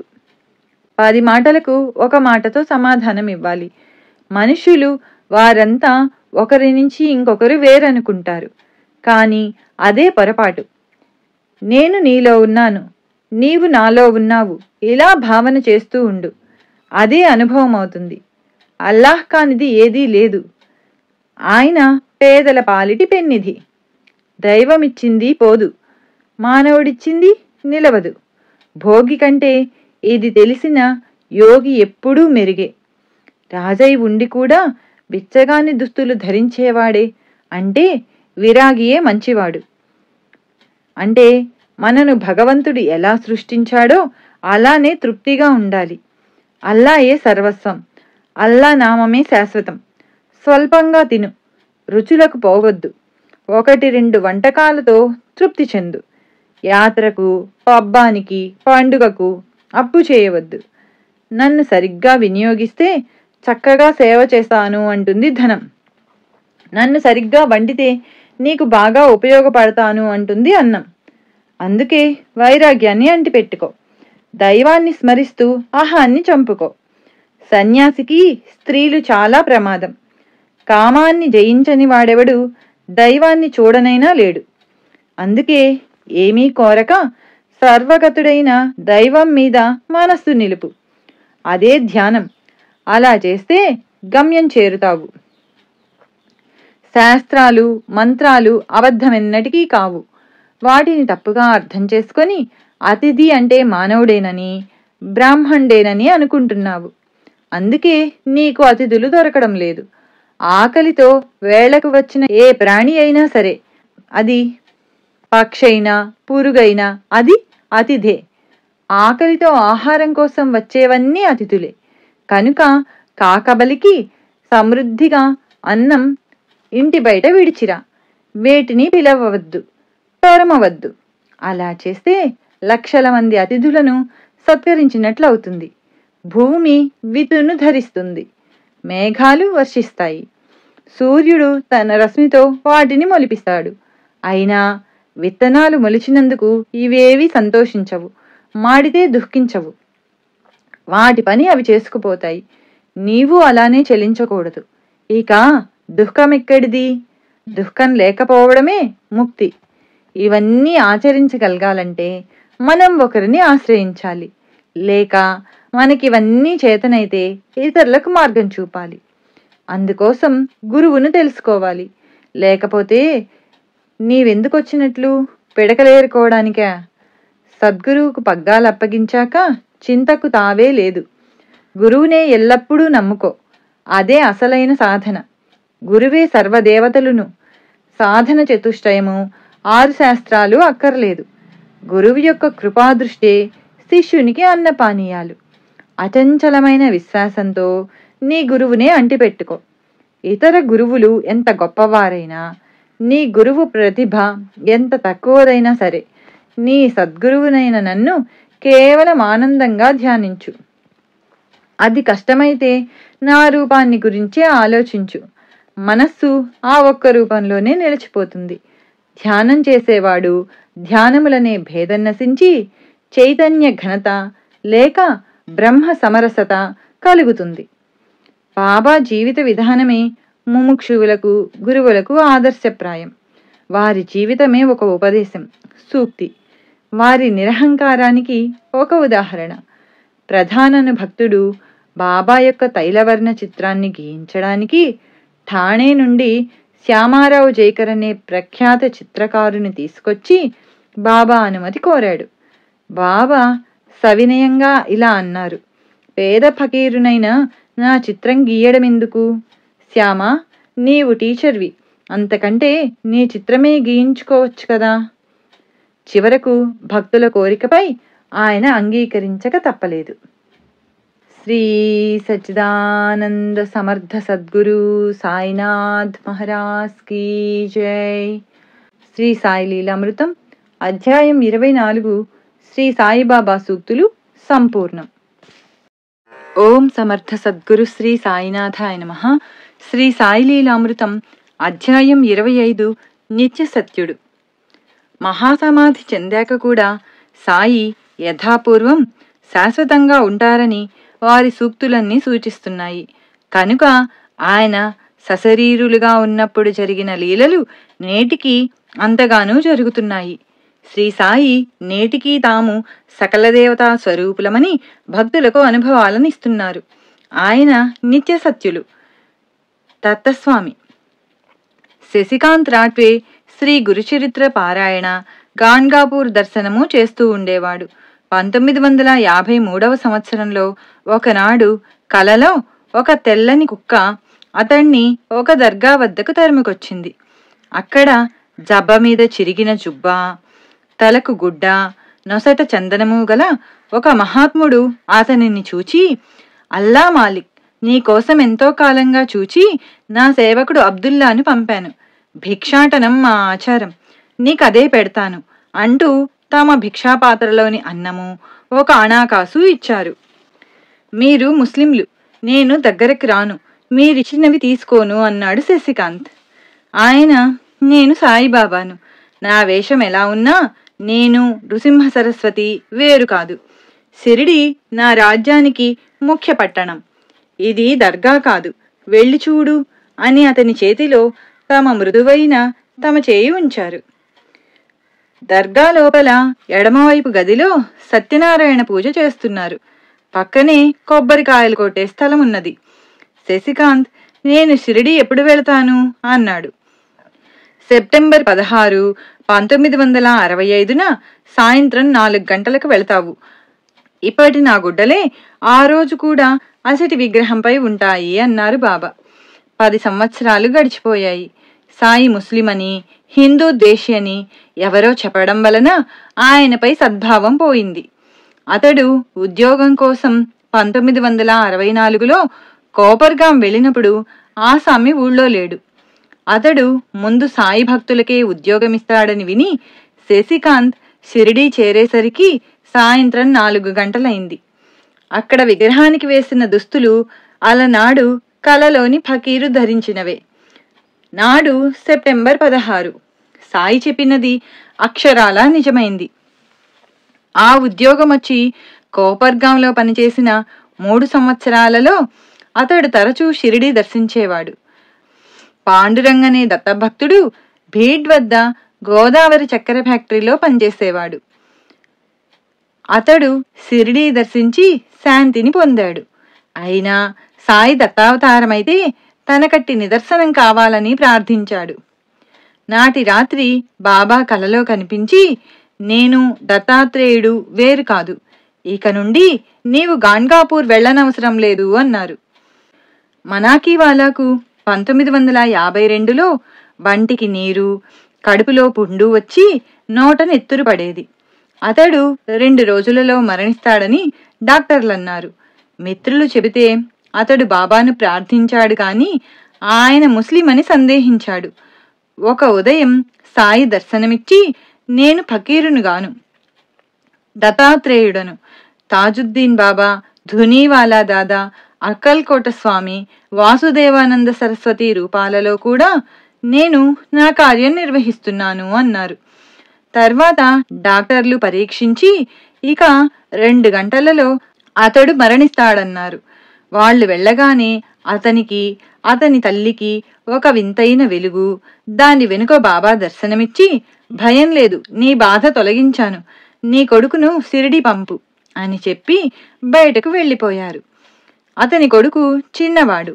రోగి మరణిస్తే అంత్యక్రియలకు అతడుండాలి కదా అనుకుని కూడా సాయి చెప్పారని అతన్ని షిరిడీ పంపారు.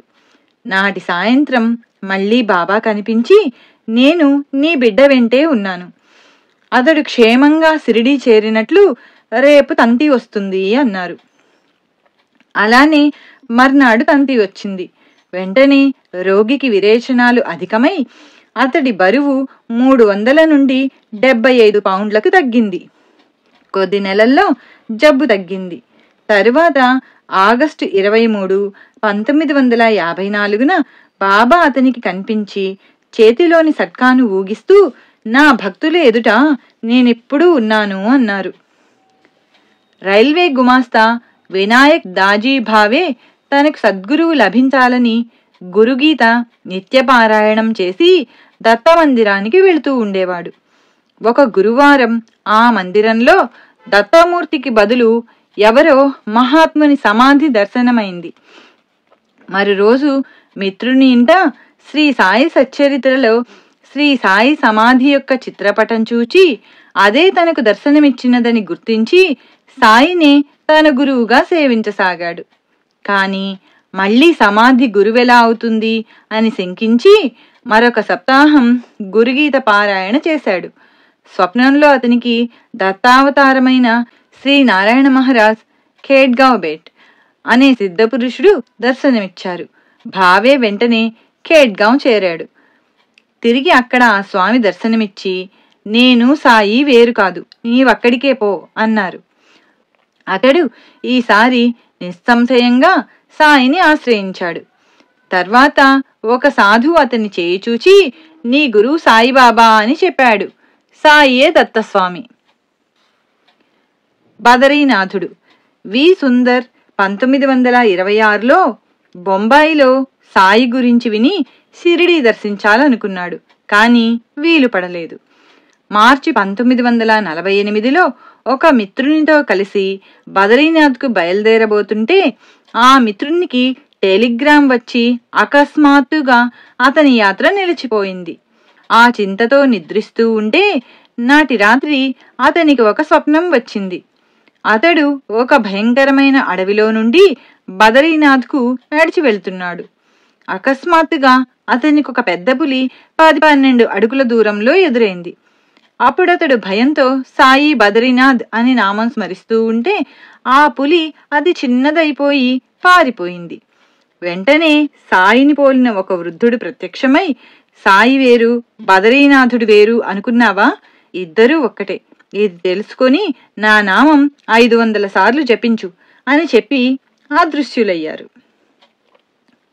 మారుతి. కొత్త ఢిల్లీకి చెందిన శర్మ చాలా సంవత్సరాల కిందట బాబా పటం కొన్నాడు గాని తర్వాత దానిని పూజించలేదు. తర్వాత ఆ కుటుంబం కష్టాలలో ఉంటే ఆయనకు నా పటాన్ని పూజించు, కష్టాలు తొలుగుతాయి అని వినిపించింది. బాబా గురించి ఏమీ తెలియకపోయినా అప్పటి నుండి ఆయన బాబాను పూజించసాగాడు.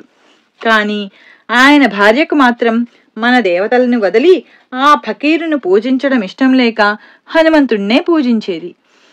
ఒక రాత్రి ఆమెకు స్వప్నంలో హనుమంతుడు దర్శనమిచ్చాడు గాని ఆయన ముఖం మాత్రం సాయిబాబాదే. అప్పటి నుండి ఆమెలో క్రమంగా మార్పు వచ్చి ఆంగ్లంలో వ్రాసిన శ్రీ సాయి లీలామృతము, శ్రీ సాయి సచ్చరిత్ర చదవడం ప్రారంభించింది. ప్రణవస్వరూపం. కొత్త ఢిల్లీలోని కుమారి విజయలక్ష్మి శ్రీ సాయి లీలామృతం పారాయణ చేస్తే ఆమె సమస్యలు తొలగి మనశ్శాంతి లభించింది. తన భక్తిని ఆటంకపరచని వ్యక్తితో తనకు వివాహం అవ్వాలని ఆమె బాబాను ప్రార్థిస్తే ఆమెకు 1986లో ఒక డాక్టర్తో వివాహమైంది. అతడు ఆర్య సమాజానికి చెందడం వలన అతనికి మూర్తి పూజలో నమ్మకం లేదు. ఆమె తృప్తి కోసం బాబాకు అగరొత్తి కూడా పెట్టినా ఓంకారం ఒక్కటే ధ్యానించదగినదనేవాడు. అతడు జర్మనీ వెళ్లే ముందు ఆమె తృప్తి కోసం బాబాకు పూజ చేశాడు. కాని ఏనాడో పరమపదించిన బాబా మన ప్రార్థన ఎలా వింటారు అన్నాడు. 2 రోజుల తర్వాత అతడు ఆస్పత్రిలో పడుకొని ఉండగా కలలో గాఢాంధకారం కనిపించి అందులో ఒక చిత్రమైన కాంతిగోళము, దాని మధ్య వెన్నెలలా మెరిసిపోయే కఫ్నీ ధరించి బాబా కనిపించి చేయెత్తి ఆశీర్వదించారు. వారి చేతిలో బంగారు కాంతి గల ఓంకారమున్నది. దాని నుండి వెలుగు అతనిపై పడింది. వెంటనే బాబా కన్నులు మూసుకొని ధ్యానస్థులయ్యారు. క్రమంగా ఆయన రూపం అనంతమైన విశ్వంలోని నక్షత్ర గ్రహగోళాలు, పాలపుంతలతో చేయబడిన ఎంతో పెద్ద ప్రణవాక్షరంగా మారిపోయింది. వెంటనే అతడు ఇంటికి వచ్చి ఆనంద భాష్పాలు రాలుస్తూ ఆమెకు చెప్పాడు, సాయియే ప్రణవం. నరసింహస్వామి.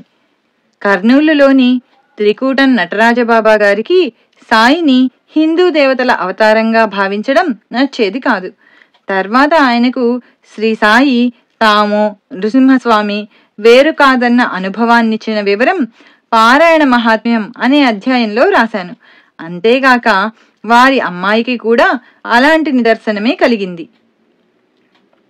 బాల. పాడేరుకు చెందిన జె విశ్వేశ్వరరావు గారికి శ్రీ సాయి బాలగా ద్వారకామాయిలో దర్శనమిచ్చారు. ఈ వివరం కూడా అదే అధ్యాయంలో చూడవచ్చు. శ్రీ వెంకటేశ్వరుడు. బివి రమణయ్య ఇలా వ్రాశాడు, ఒకప్పుడు నా వ్యాపారం మరొకరికి ఇచ్చివేయాలనుకున్నాను.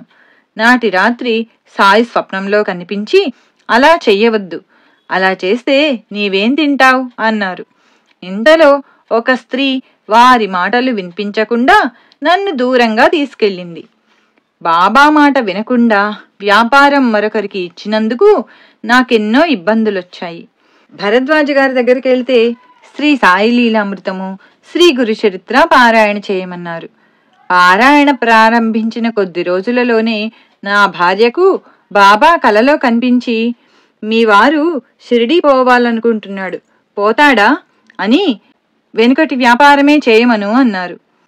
మొదట అందుకు ఆఫీసర్ అంగీకరించలేదు. కానీ మర్నాడే అతడు మనసు మార్చుకొని అనుమతించాడు. మేము వెంటనే నవంబర్ 12, 1987న షిరిడీ బయలుదేరి వెళ్ళాము. తుఫాను వలన రైళ్లన్నీ రద్దయ్యాయి. ఆ రాత్రి కలలో సాయి తిరుపతి షిరిడీ వేరు కాదు, అక్కడా ఇక్కడ నేనే ఉన్నాను అన్నారు. తరువాత మేము మంత్రాలయం వెళ్ళాము. అక్కడ రాత్రి నా భార్యకు స్వప్నంలో శ్రీ రాఘవేంద్ర స్వామి కనిపించారు. ఆమె మా వారి వ్యాపారం లేదని బాధపడుతున్నారు అని అంటే ఆయన నా వైపు తిరిగి, సాయిబాబా నీకు తల్లి వంటి వారు, ఆ మహానుభావుడు చెప్పినట్లే నడుచుకో, అన్నీ ఆయనే చూచుకుంటారు అన్నారు. తర్వాత షిరిడీలో 3 రోజులుండి ఇల్లు చేరాము. సాధు స్వరూపము. మహనీయులందరూ తమ రూపాలేనని ముముక్షువులకు సాయి ఈనాటికి నిదర్శనమిస్తున్నారు.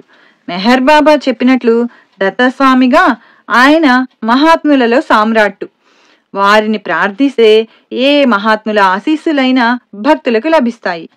అహ్మద్ నగర్ దగ్గర బోడేగాంలో బన్నుమాయి అను దిగంబరి అయిన ముస్లిం యోగిని ఉండేవారు.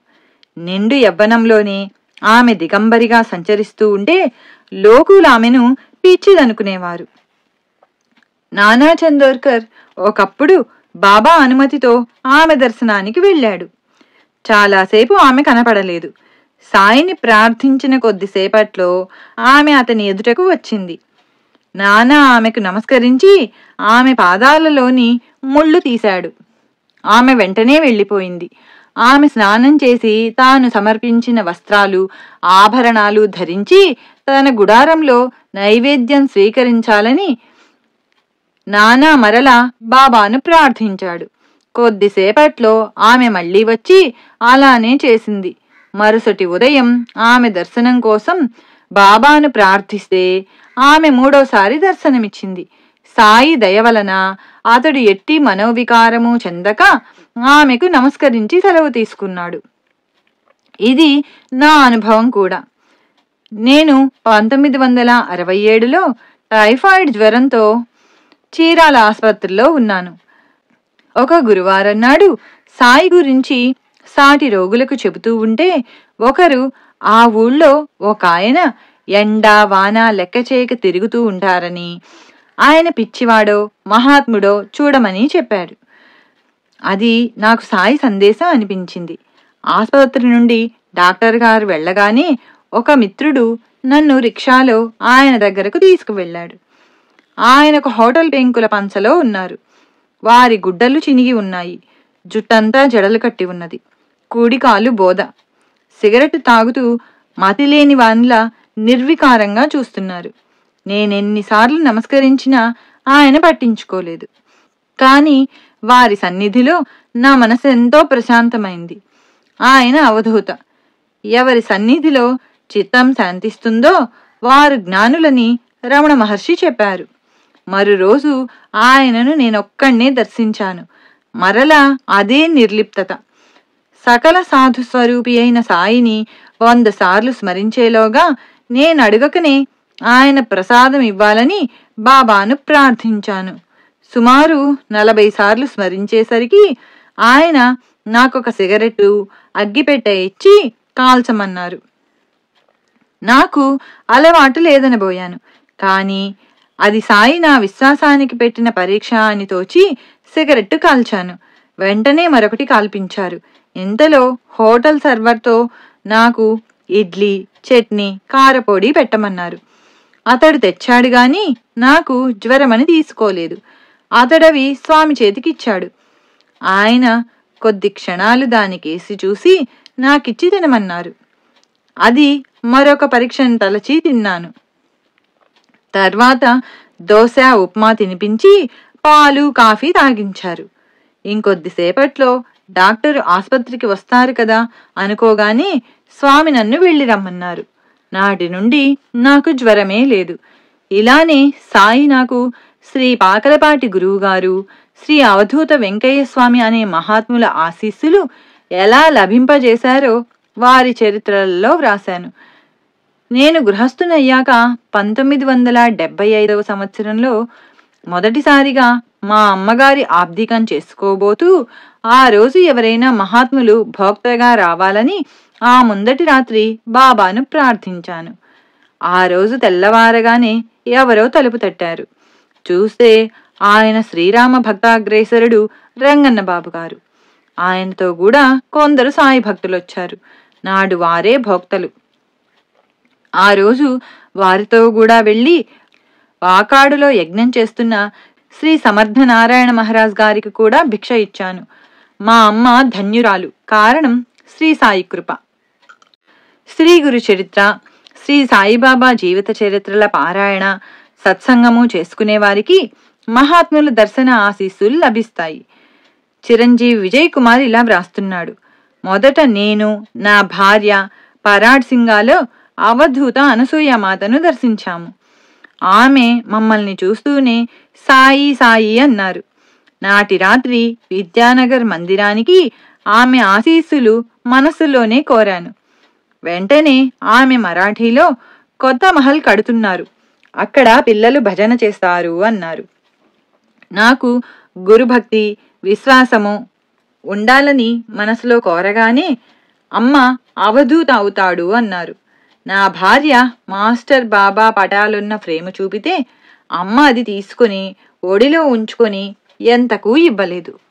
నేను శ్రీ సాయిలీలామృతం ఇస్తే దాన్ని పదే పదే తిరగేసి ఫోటోలతో పాటు ఒడిలో ఉంచుకున్నారు.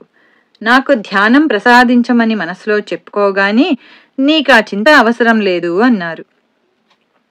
తర్వాత నా భుజం మీద చేయి వేసి ఊరంతా తిరిగాక తమను ఎత్తుకొని తీసుకుపోమ్మన్నారు. నేను ఆమె నిలయం చేరాక సెలవిచ్చారు. తర్వాత టాకల్ ఘాట్లో శ్రీ యుక్తుబాబా, మూర్తిజాపూర్లో శ్రీ పుండలీక మహారాజులను దర్శించి షిరిడి చేరాము. అక్కడ అవధూత శ్రీ పోతే బాబా 3 రోజులు మా వద్ద భిక్ష తీసుకుని కాళ్ళు ఒత్తించుకున్నారు. మరొకరు వత్తబోతే అంగీకరించలేదు. తర్వాత మీరిద్దరూ నా వాళ్ళు అని మా ఇద్దరి చేతులు తమ తలపై నుంచుకున్నారు. తర్వాత శ్రీ గజానన్ మహారాజ్ కూడా విద్యానగర్ మందిరానికి మాకు ఆశీస్సులిచ్చారు. సత్సంగ సభ్యుడు చిరంజీవి శ్రీనివాసుల రెడ్డి కూడా 1979లో అనసూయామాతను దర్శించాడు. అప్పుడామె గుడ్డ కప్పుకొని నిద్రపోతున్నారు. అతడు పండ్లు ఆమె పాదాల వద్ద ఉంచి ధ్యానాన్ని కూర్చోగానే ఆమె లేచి ఆ పండ్లు దుప్పటిలోకి తీసుకుని నీ ఇహపరాల గురించి నీకెట్టి చింత అక్కర్లేదు అన్నారు. ఒకరోజు తమను ఎత్తుకునే అవకాశం అతనికిచ్చి తర్వాత భక్తులు ఇచ్చిన తినుబండారాలన్నీ అతని వైపే విసిరారు. అతడు ఈమె రూపంలో కూడా బాబానే ఉన్నారా అనుకోగానే దైవమే అన్ని రూపాలలోనూ ఉన్నాడు. ఒక క్షణం నా కేసి చూసి మరుక్షణం చూడవేమి అన్నారు. తర్వాత సుమారు 20 నిమిషాలు తదేకంగా అతని కేసి చూసి నీవు నన్ను ఏ దృష్టితో చూస్తావు, బాబానే ఇక్కడున్నారు అన్నారు అమ్మ. అశోక్ కుమార్ ఆనంద్ తన అన్నగారు బాబాను పూజిస్తుంటే చూచి బాబా భగవంతుడైతే గురునానక్ రూపంలో దర్శనమివ్వాలి అనుకున్నాడు. తర్వాత అతనికొక కల వచ్చింది. ఒక అడవిలో అతడు బాబా ఉన్నారు. అతడు తన కోరిక తెలపగానే బాబా ఏవో సైగలు చేసి అతనిని ఒక కుటీరంలోకి తీసుకువెళ్లి కూర్చోబెట్టి వారు మరో గదిలోకి వెళ్లి ఇక రాలేదు. అతడు ఆ గదిలోకి వెళ్ళగానే అక్కడ గురునానక్ నవ్వుతూ నీ సందేహం తీరిందా అన్నారు. ఆ కంఠధ్వని బాబాదే. మళ్ళీ ఆయన కొద్ది రోజుల్లో మీ ఇంట్లోని బాబా పటం కింద గురునానక్ పటం ఉంటుంది అన్నారు. తర్వాత ఒక దీపావళికి అతని అన్నగారు ఒక గురునానక్ బొమ్మను బాబా పటం కిందగా పెట్టారు. వి ఆదినారాయణ రెడ్డి అతని తల్లిని అనుసరించి శ్రీ వెంకయ్య స్వామిని సేవిస్తున్నారు. ఆయన ఇలా వ్రాశాడు. నేను శ్రీ సాయిలీలామృతం చదివినప్పటి నుండి సాయినామం స్మరించడం అలవాటైంది. వెంకయ్య స్వామి భక్తుడనైన నేను అలా చేయకూడదేమో అనుకునేవాణ్ణి. ఒకనాటి రాత్రి స్వామి నాకు కలలో కనిపించి ఏ నామమైనా ఒకటే లేయ్యా అన్నారు. అలానే వైద్యుల సుధాకర్ తమ్మునికి వారి అక్క కుమార్తెనిచ్చి వివాహం చేయాలనుకున్నారు. కానీ అబ్బాయి ఒప్పుకోలేదు. ఆ వివాహం జరిగితే శ్రీ వెంకయ్య స్వామి సమాధి వద్ద కొత్త దంపతులను నిద్ర చేయిస్తానని మొక్కుకున్నారు. మాసంలోగా అబ్బాయి అంగీకరించాడు. వివాహం అవగానే దంపతులు గొలగమూడి ఆశ్రమంలో నిద్ర చేశారు. నాటి రాత్రి అమ్మాయికి కలలో సాయి కనిపించి నీకు పెళ్ళయింది కదా, సత్యనారాయణ వ్రతం చేయి అన్నారు. మా ఇల్లు చిన్నది, పెద్ద ఇల్లు కట్టించివ్వు చేస్తాను అన్నదామె. బాబా ఆమెకు వెంకయ్య స్వామి భక్తులకిచ్చే దారమిచ్చి మెడలో వేసుకోమన్నారు. నిద్ర లేచేసరికి ఆమె పడక మీద దారమున్నది. శ్రీ వెంకయ్య స్వామి కూడా దత్తావతారమైన సాయి రూపమే. కేవీఎస్ సుబ్రహ్మణ్యం కేరళ తమిళ దేశాలలో పనిచేస్తున్నప్పుడు ఒక మిత్రుడు బలవంతంగా క్విలన్ వద్దనున్న ఒక స్వామి దర్శనానికి తీసుకువెళ్ళాడు. భక్తులందరూ అతడి హుండీలో ₹1 వేసి వారికి నమస్కరిస్తున్నారు. సాయి భక్తుడైన సుబ్రహ్మణ్యం గారిని చూచి, ఆ స్వామి, ఆగు, నీవు వేయవద్దు. నీవు కొలిచే సాయి బ్రహ్మచారి, మహాశక్తి స్వరూపం, సాక్షాత్తు భగవంతుడు. నీవు నా వద్దకే కాదు, ఇంకెవ్వరి వద్దకు ప్రశ్నలకు వెళ్ళొద్దు. వారి రక్షణ నీకెప్పుడూ ఉంటుంది అన్నారు. శ్రీమతి శోభాశర్మ ఇలా వ్రాశారు: ఒకసారి నాకు ప్రమాదంగా జబ్బు చేసినప్పుడు హరిహర మహారాజు అను మహాత్ముడు నాకు ఆయుర్వేద మందు, యోగాసనాలు చెప్పారు. వాటితో వారంలో కోలుకున్నాను. తర్వాత ఒకరోజు మా వారికి ధ్యానంలో బాబా కనిపించి, నా అనుగ్రహం ఆ మహాత్ముని ద్వారా మీకు ప్రకటమవుతున్నది అన్నారు. తర్వాత మా వారు హరిహర మహారాజును కలుసుకున్నప్పుడు ఆయన ప్రసంగవశాత్తు, శ్రీ సాయిబాబా ఉచ్చకోటిలోని మహాత్ములు, నేను కూడా షిరిడీ దర్శించాలనుకుంటున్నాను అన్నారు. నాకు మరోసారి ప్రమాదంగా జబ్బు చేసినప్పుడు మా వారు బాబాను ప్రార్థిస్తూ ఉండగా ఒక దృశ్యం కనిపించింది. మా గది ద్వారం దగ్గర కమండలము, జపమాల ధరించిన మహాత్ముడు నిలిచాడు. ఆయనతో ఉన్న శిష్యులు వెళ్ళిపోదామని ఆయనను తొందర చేస్తూ ఉంటే ఆయన, ఆగు, ఇక్కడొక భక్తుడు ఆపదలో ఉన్నాడు అన్నారు. 3వ రోజున హరిహర మహారాజ్ గారు స్వయంగా మా ఇంటికొచ్చి నాకు చికిత్స తెలిపారు. దానితో నా వ్యాధి త్వరలో తగ్గిపోయింది.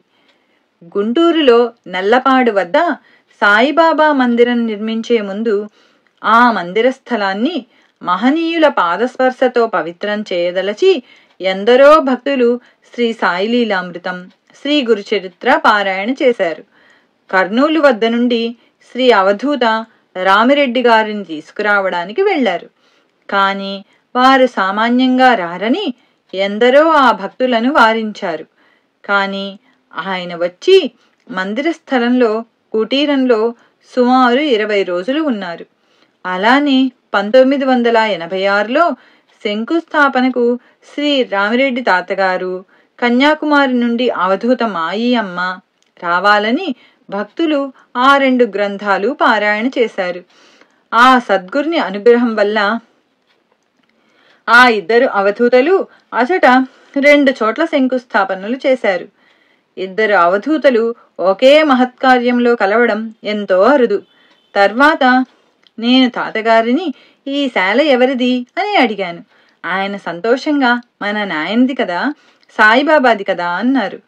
ఎంతో కాలంగా నిరంతరం శ్రీ సాయి గురించి వ్రాయడము, చదవడము, చెప్పడము, ఇలా సాయిని స్మరిస్తుండడం వల్ల కాబోలు మొదట రామిరెడ్డి తాత గుంటూరు వచ్చినప్పుడు ఒంగోలులో మన ఇంటికి వచ్చి కొద్ది గంటలు ఉండి మాతో కలిసి గొలగముడికి వచ్చారు.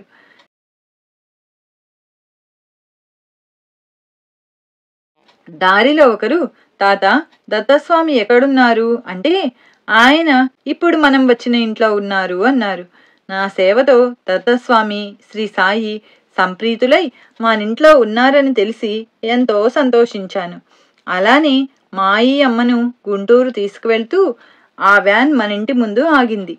అంత దీర్ఘమైన ప్రయాణం వలన అమిత వృద్ధురాలైన అమ్మ ఎంతగానో అలసి ఉంటారని తలచి సాధ్యమైనంత త్వరగా గుంటూరుకు పంపివేయాలనుకున్నాను. కానీ మనసులో మాత్రం వారు రావాలనే ఉన్నది. వ్యాన్లోనే భజన, ఆరతి, నైవేద్యము అయ్యాక అమ్మ బహిర్దేశానికన్న వంకతో వ్యాన్ దిగి మనింటి వరండాలో సుమారు 1 గంట కూర్చొని వెళ్లారు. ఇది సత్సంగ ఫలమే, పారాయణ ఫలితమే. గుంటూరు వెళ్లేదారిలో అమ్మ అనేక సార్లు సాయిబాబా అని స్పష్టంగా అన్నారట. తిరుగు ప్రయాణంలో శ్రీ సీతారామయ్య షిరిడీ నుండి తెచ్చిన సాయి వస్త్రం ఒకదానిని అమ్మ పాద స్పర్శ కూడా కోరి అమ్మ పాదాలపై ఉంచారు. కానీ వీడ్కోలు సమయంలో అమ్మ ఎంతో ఆత్రంగా దానిని లుంగచుట్టి తమ ఒడిలో ఉంచుకొని తిరిగివ్వక తమతో కూడా తీసుకుపోయారు. దత్తావతారమైన సాయి వస్త్రమంటే ఆమెకు కూడా అంత ప్రీతి కాబోలు. గుంటూరులో కూడా ఒక రాత్రి అమ్మ ఎక్కడా విశ్రమించడానికి అంగీకరించక శ్రద్ధగా చరిత్ర పారాయణ చేసుకునే ఒక భక్తుడింట తమకై తామే రాత్రంతా విశ్రమించారు. అది పారాయణ సత్సంగాల మహిమ. వి బాబా ప్రసాద్ ఇలా వ్రాస్తున్నాడు: శ్రీ సాయి లీలామృతం 20 సార్లు పారాయణ చేశాను. బాబా 2-3 సార్లు స్వప్న దర్శనమిచ్చి మా సమస్యలెన్నో తీర్చారు. నేనీ మధ్య కంచి కామకోటి పీఠాధిపతులు పెద్ద స్వామి వారి దర్శనానికి వెళ్ళాను. ఆ రోజు వారిని దూరం నుండి కూడా చూడలేమనిపించేంత జనం వచ్చారు.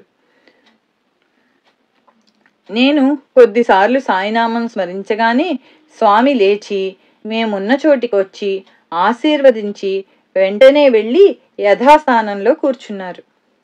చిరంజీవి కెవి రంగారావు ఇలా వ్రాశాడు: ఒక ఆదివారం శ్రీ అవధూత రామిరెడ్డి గారి దర్శనానికి వెళ్ళాను. వారింటి వద్ద లేరు. 10 రోజులుగా భక్తులకు వారి దర్శనం లభించలేదట. నేను సాయిని ప్రార్థిస్తూ ఉంటే వారొకసారి వచ్చి కోపంగా మాట్లాడి వెళ్ళిపోయారు. కొద్దిసేపట్లో మళ్ళీ వచ్చి నమస్కరించగానే వెళ్ళిపోయారు.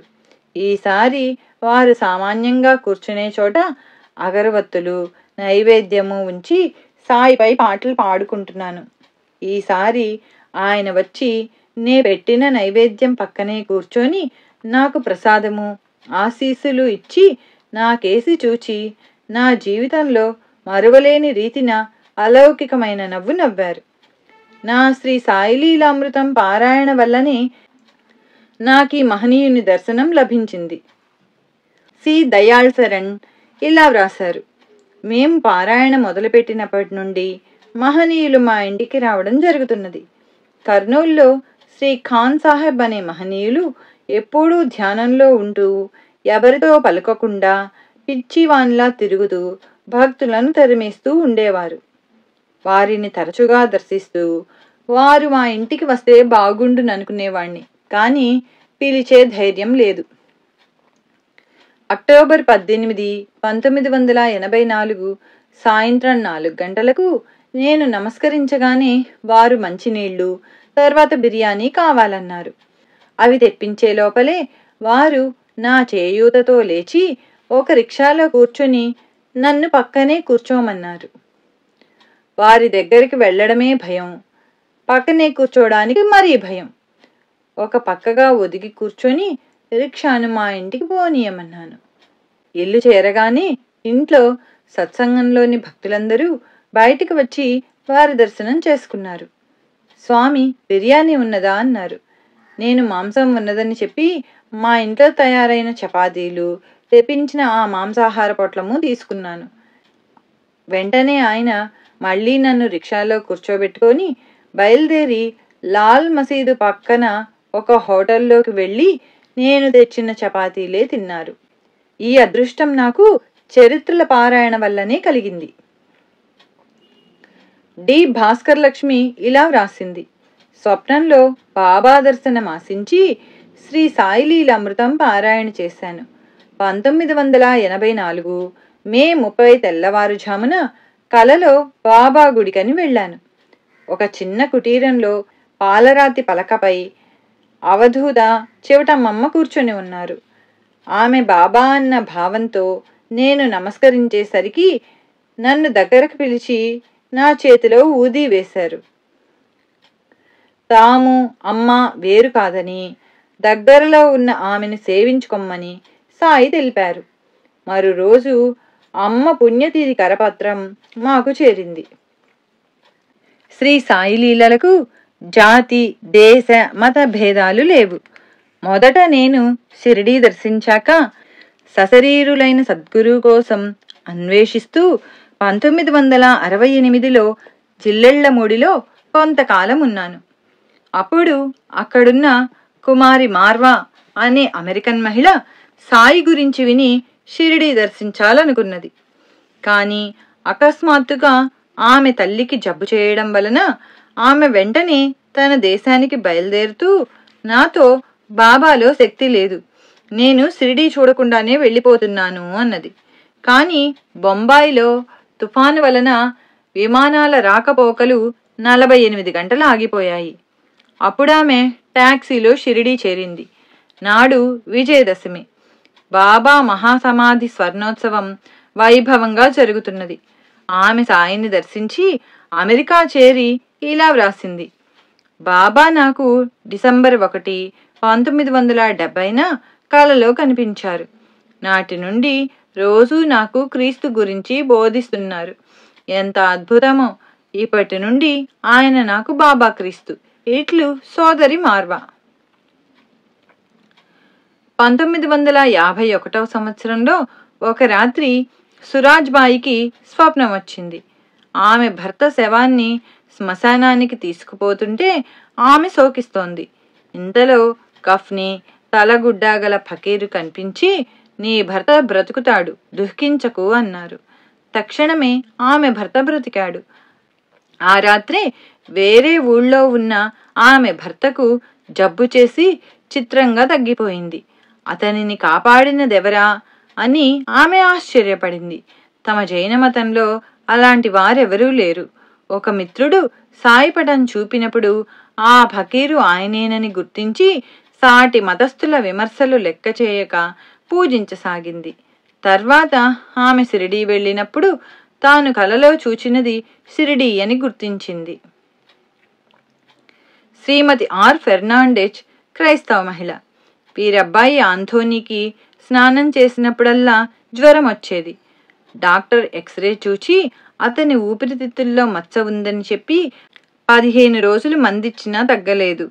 అప్పుడామె ఆర్తితో మేరీమాతను ప్రార్థించగా ఆమెకు డాక్టర్ చౌదరి అనే హోమియో వైద్యులు గుర్తొచ్చి అబ్బాయిని ఆయనకు చూపించారు.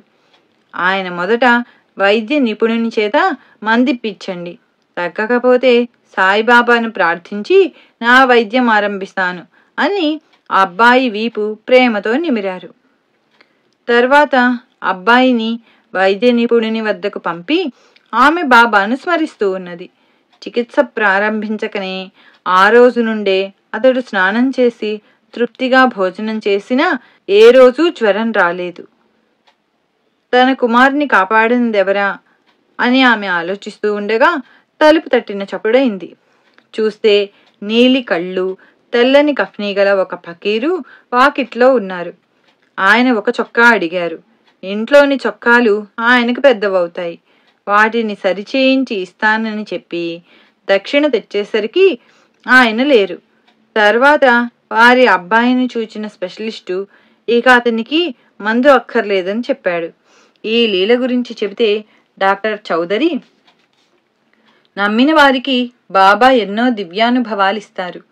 ఒక ఏకాదశి నాడు ఒక ఫకీరు వచ్చి నా వద్ద 25 పైసలు దక్షిణ తీసుకుని వెళ్ళగానే వారు సాయిబాబాలా ఉన్నారని గుర్తొచ్చి మళ్ళీ చూడాలని ఎంత వెతికినా కనిపించలేదు అన్నారు. నాటి నుండి శ్రీమతి ఫెర్నాండెజ్ గారి జీవితంలో ఎన్నో సమస్యలు సాయి పరిష్కరిస్తున్నారు. జనవరి 23, 1982న ఆమె షిరిడీ దర్శించారు.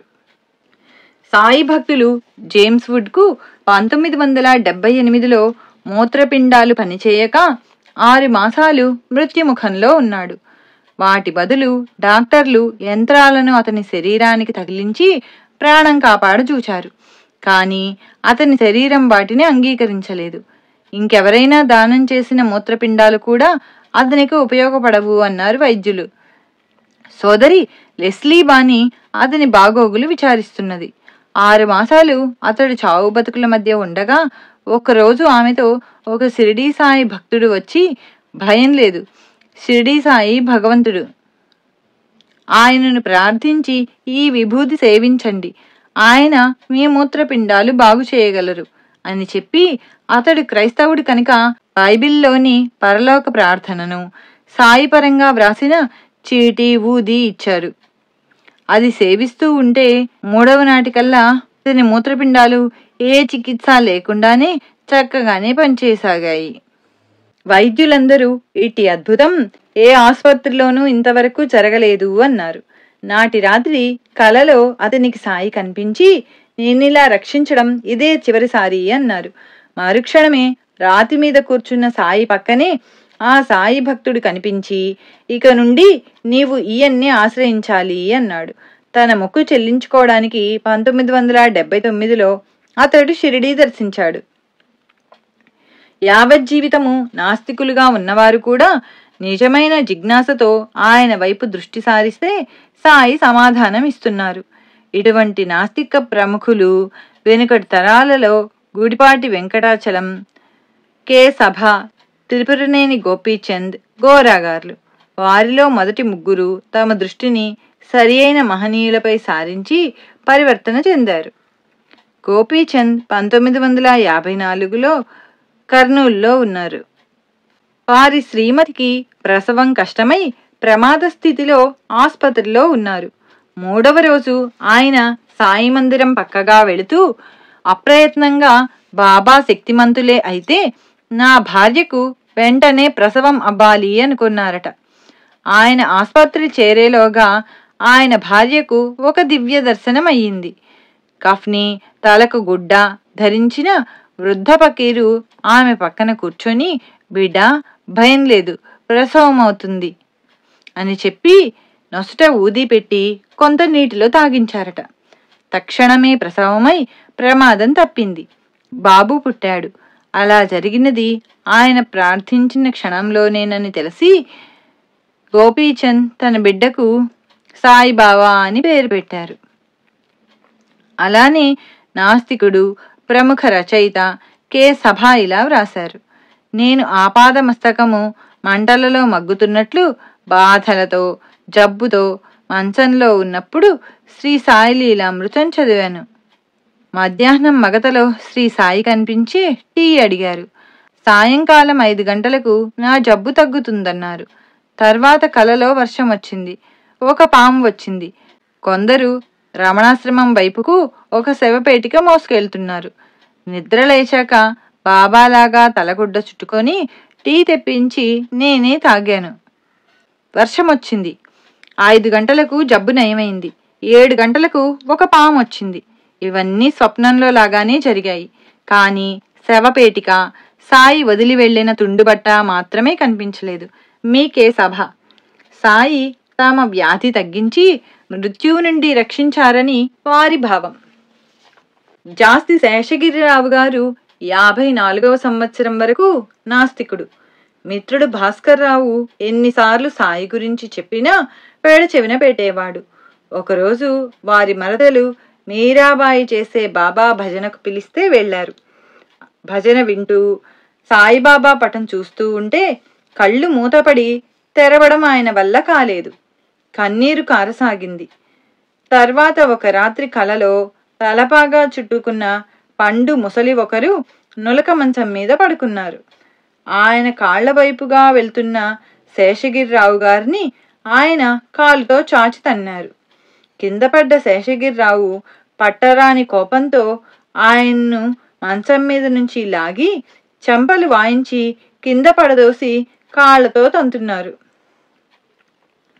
పక్కనే ఉన్న మిత్రులు ఒకరు వారించడంతో పశ్చాత్తాపంతో ఆయన్ను క్షమాపణ వేడారు. ఆయన నవ్వి శేషగిరిరావు గారి భుజం మీద చేయి వేసి, నీకు రైలు కూత వినపడడం లేదా అన్నారు.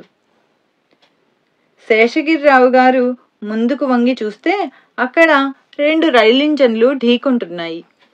వెంటనే లేచి కల గురించి చెబితే భాస్కర్రావు గారు శేషగిరిరావు గారిలోని ఆస్తికత్వానికి, నాస్తికత్వానికి యుద్ధం జరిగి నాస్తికం నశించింది అన్నారు.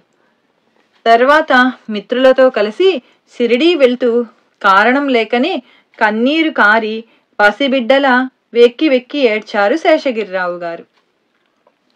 అక్కడ అందరూ సాకోరి చూచి వస్తుంటే దారిలో ఒక విచిత్రమైన సువాసన ఫర్లాంగు దూరం వారిని వెంటాడింది. అది అగరవత్తులది, పువ్వులది కాదు. అది సాయివారి చెంతనున్నట్లు సూచన అని ఒకరు, తాను పూజించమన్న హెచ్చరిక అని మరొకరు వివరించారు. శ్రీ సాయి నాలోని నాస్తికత్వాన్ని పూర్తిగా తొలగించి నా అంత్యదశలో జ్ఞాన మార్గం చూపినందుకు నేనెంతగానో సంతోషిస్తున్నాను అని చెప్పారాయన. శ్రీ సాయిది ఖండాంతర లీల, అఖండ లీల. ఆ రోజుల్లోనే రష్యా జపాన్ యుద్ధంలో పాల్గొనిన కెప్టెన్ జహంగీర్ షా నౌకలను రక్షించారు సాయి. ప్యారే కిషన్ వాలీకి 1972లో షిరిడీకి వెళ్లి రాగానే ఆ మరురోజే ఎన్నో ఉద్యోగాలొచ్చాయి. బాబా వద్ద చీట్లు వేస్తే ఎం.వి. ధనలక్ష్మి అనే నౌకకు కెప్టెన్గా చేరమని సందేశం వచ్చింది. అతడు అందులో చేరిన నాటి నుండి తన నౌకను కాపాడుతుండమని నిత్యము సాయికి 2 అగరత్తులు వెలిగించి ప్రార్థించేవాడు.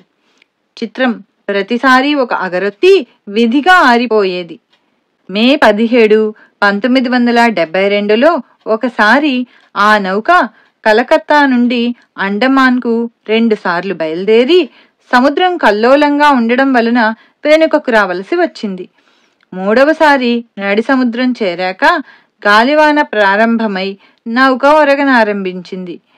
కారణం ఇంజనీర్లకు కూడా అర్థం కాలేదు.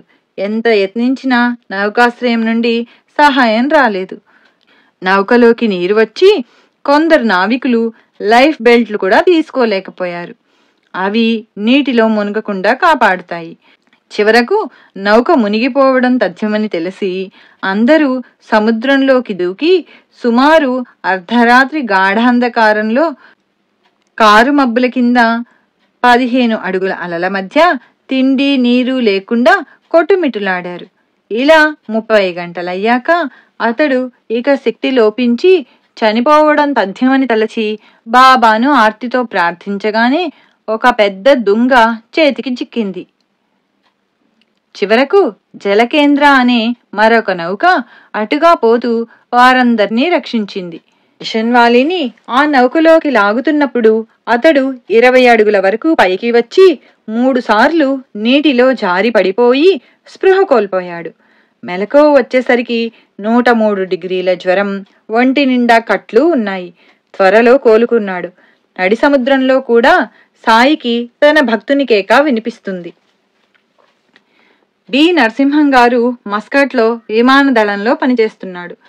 1984వ సంవత్సరంలో ఆయన కష్టాలలో ఉన్నప్పుడు ఒక మిత్రుడు శ్రీ సాయి చరిత్ర ఇచ్చాడు. ఆ పారాయణ అయిన రాత్రి బాబా కలలో కనిపించి, నన్ను నమ్ముకో, కష్టాలు తీరుతాయి, తర్వాత వృత్తిరీత్యా ట్రైనింగ్కు లండన్ వెళ్తావు అని చెప్పి అదృశ్యమయ్యారు. 1985వ సంవత్సరంలో అది నిజమైంది. వారి శ్రీమతి 1986లో విమానంలో బొంబాయి చేరి టాక్సీలో వెళుతున్నారు. నాడు పెద్ద గాలివాన. అర్ధరాత్రి టైరు బ్రద్దలై టాక్సీ ఆగిపోయింది. గాలివాన వలన మరే కారు దొరకలేదు.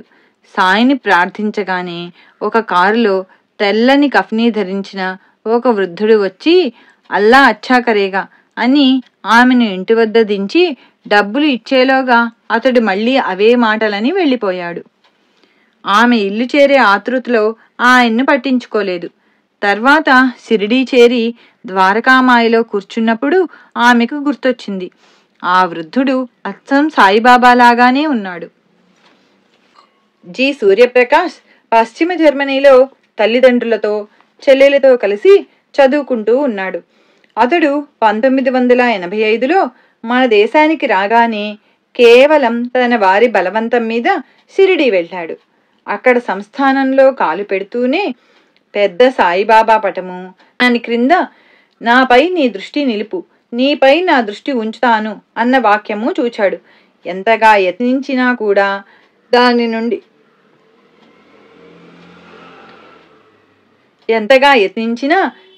నుండి దృష్టి నిగ్రహించుకోలేకపోయాడు. మందిరంలో కూడా ప్రగాఢమైన శాంతి అనుభవించాడు. పశ్చిమ జర్మనీ వెళ్ళినప్పటి నుండి అతని మనసంతా సాయిబాబా మీదే పరిగెడుతున్నది. ఒకసారి స్వప్నంలో బాబా పటం కనిపించింది. తర్వాత అతనికి గణిత శాస్త్రంలో మౌఖిక పరీక్ష జరగనున్నది. అంతకుముందు 2 సార్లు ఆ పరీక్షలో విఫలుడయ్యాడు. సామాన్యంగా మూడవ అవకాశం ఇవ్వరు. అలాంటిది అతనికి ఇచ్చారు. ఈసారి పాస్ అవ్వకపోతే అతడు కోరిన పై చదువు సాధ్యం కాదు. అతడు మౌఖిక పరీక్షలో తన వంతు కోసం ఎదురు చూస్తూ ఉంటే అతని బోధకులతో మాట్లాడడానికి వచ్చిన ఎవరో వ్యక్తి ఇతనిని ప్రత్యేకించి పలకరించి శుభాకాంక్షలు చెప్పి వెళ్ళాడు. పరీక్షలైపోయి అతడు ఫలితం కోసం వేచి ఉండగా ఆ వ్యక్తే మళ్ళీ ఇతనిని పలకరించి వెళ్ళాడు. నాడు గురువారం. అతడు ఆంగ్లంలోని శ్రీ సాయిలీల అమృతం ఆ ముందటి రోజే పారాయణ పూర్తి చేశాడు. పారాయణ మొదలుపెట్టినప్పటి నుండి అతనికి ఏకాగ్రత కుదరనారంభించింది. నాడు పరీక్షలో అన్నీ అతనికి తెలిసిన ప్రశ్నలే అడిగారు. అతడు ఆశించిన కంటే ఎంతో అధికమైన విజయం పొందాడు. తర్వాత మరొక పారాయణ చేయగానే మరొక పరీక్ష కూడా పాస్ అయ్యాడు. సినిమాలు, డిస్కోలు, విందుల పిచ్చి వాటికై అవే తొలగాయి. డాక్టర్ ఎం విజయ్ కుమార్ ఇలా వ్రాశాడు: మా బంధువు డాక్టర్ కెవి సాయి లండన్లో 14 సంవత్సరాలుగా వైద్యుడిగా ఉంటున్నాడు. అతడు 1983లో ఒకరోజు స్పృహ తప్పి పడిపోతే పెద్దాసుపత్రికి తీసుకువెళ్లారని ఫోను వచ్చింది. మేము ఆర్తితో సాయిని ప్రార్థించాము. మరుసటి రోజు తెల్లవారుజామున నాకొక కల వచ్చింది. ఆపరేషన్ థియేటర్లో సాయి మా వాడికి ఆపరేషన్ చేస్తూ తమ పిడికిలి తెరిచారు. అందులోంచి ఒక నల్లని తాచు మా వాడి పుర్రెలో చొరబడి ఒక నల్లటి ముద్దను బయట వేసింది. బాబా, ఇక భయం లేదు, అవసరమైనది చేశాను అన్నారు. డాక్టర్ రోగి తలలో నుండి పెద్ద వ్రణం తొలగించారని 4వ రోజు మాకు వార్త వచ్చింది.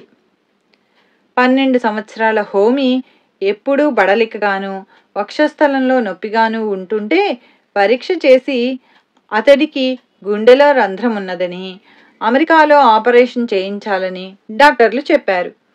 మే 16, 1976న అమెరికాలోని హోస్టన్ నగరంలో సెయింట్ లూక్ ఆసుపత్రిలో చేర్చారు.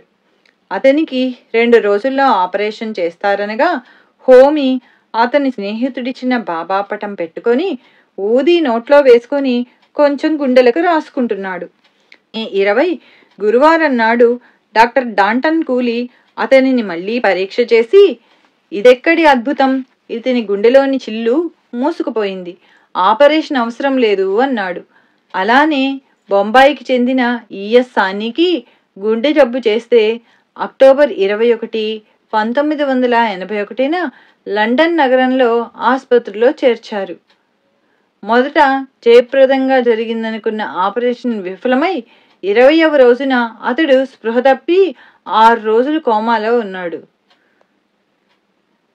అతని పరిస్థితి విషమించిందని, అతన్ని ఇక క్షోభ పెట్టక ప్రశాంతంగా చనిపోనివ్వడమే మేలని డాక్టర్ చెప్పాడు. రోగి వద్ద ఎవరూ ఉండకూడదని చెప్పారు. ఆమె ఎంతో నిబ్బరంగా వారి సంగతి బాబా చూసుకుంటారు అని బాబా ఊది తెచ్చి భర్త మీద చల్లి వెళ్ళిపోయింది.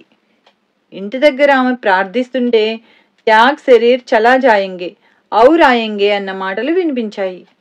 ఆమెకేమీ అర్థం కాలేదు. ఆమె హృదయం మాత్రం తేలికైంది. మరో రోజు ఉదయం 11 గంటలకు ఆమె భర్త కుర్చీలో కూర్చొని ఉన్నాడు. స్పృహలేని స్థితిలో అతని శరీరం అంతటికీ పక్షవాతం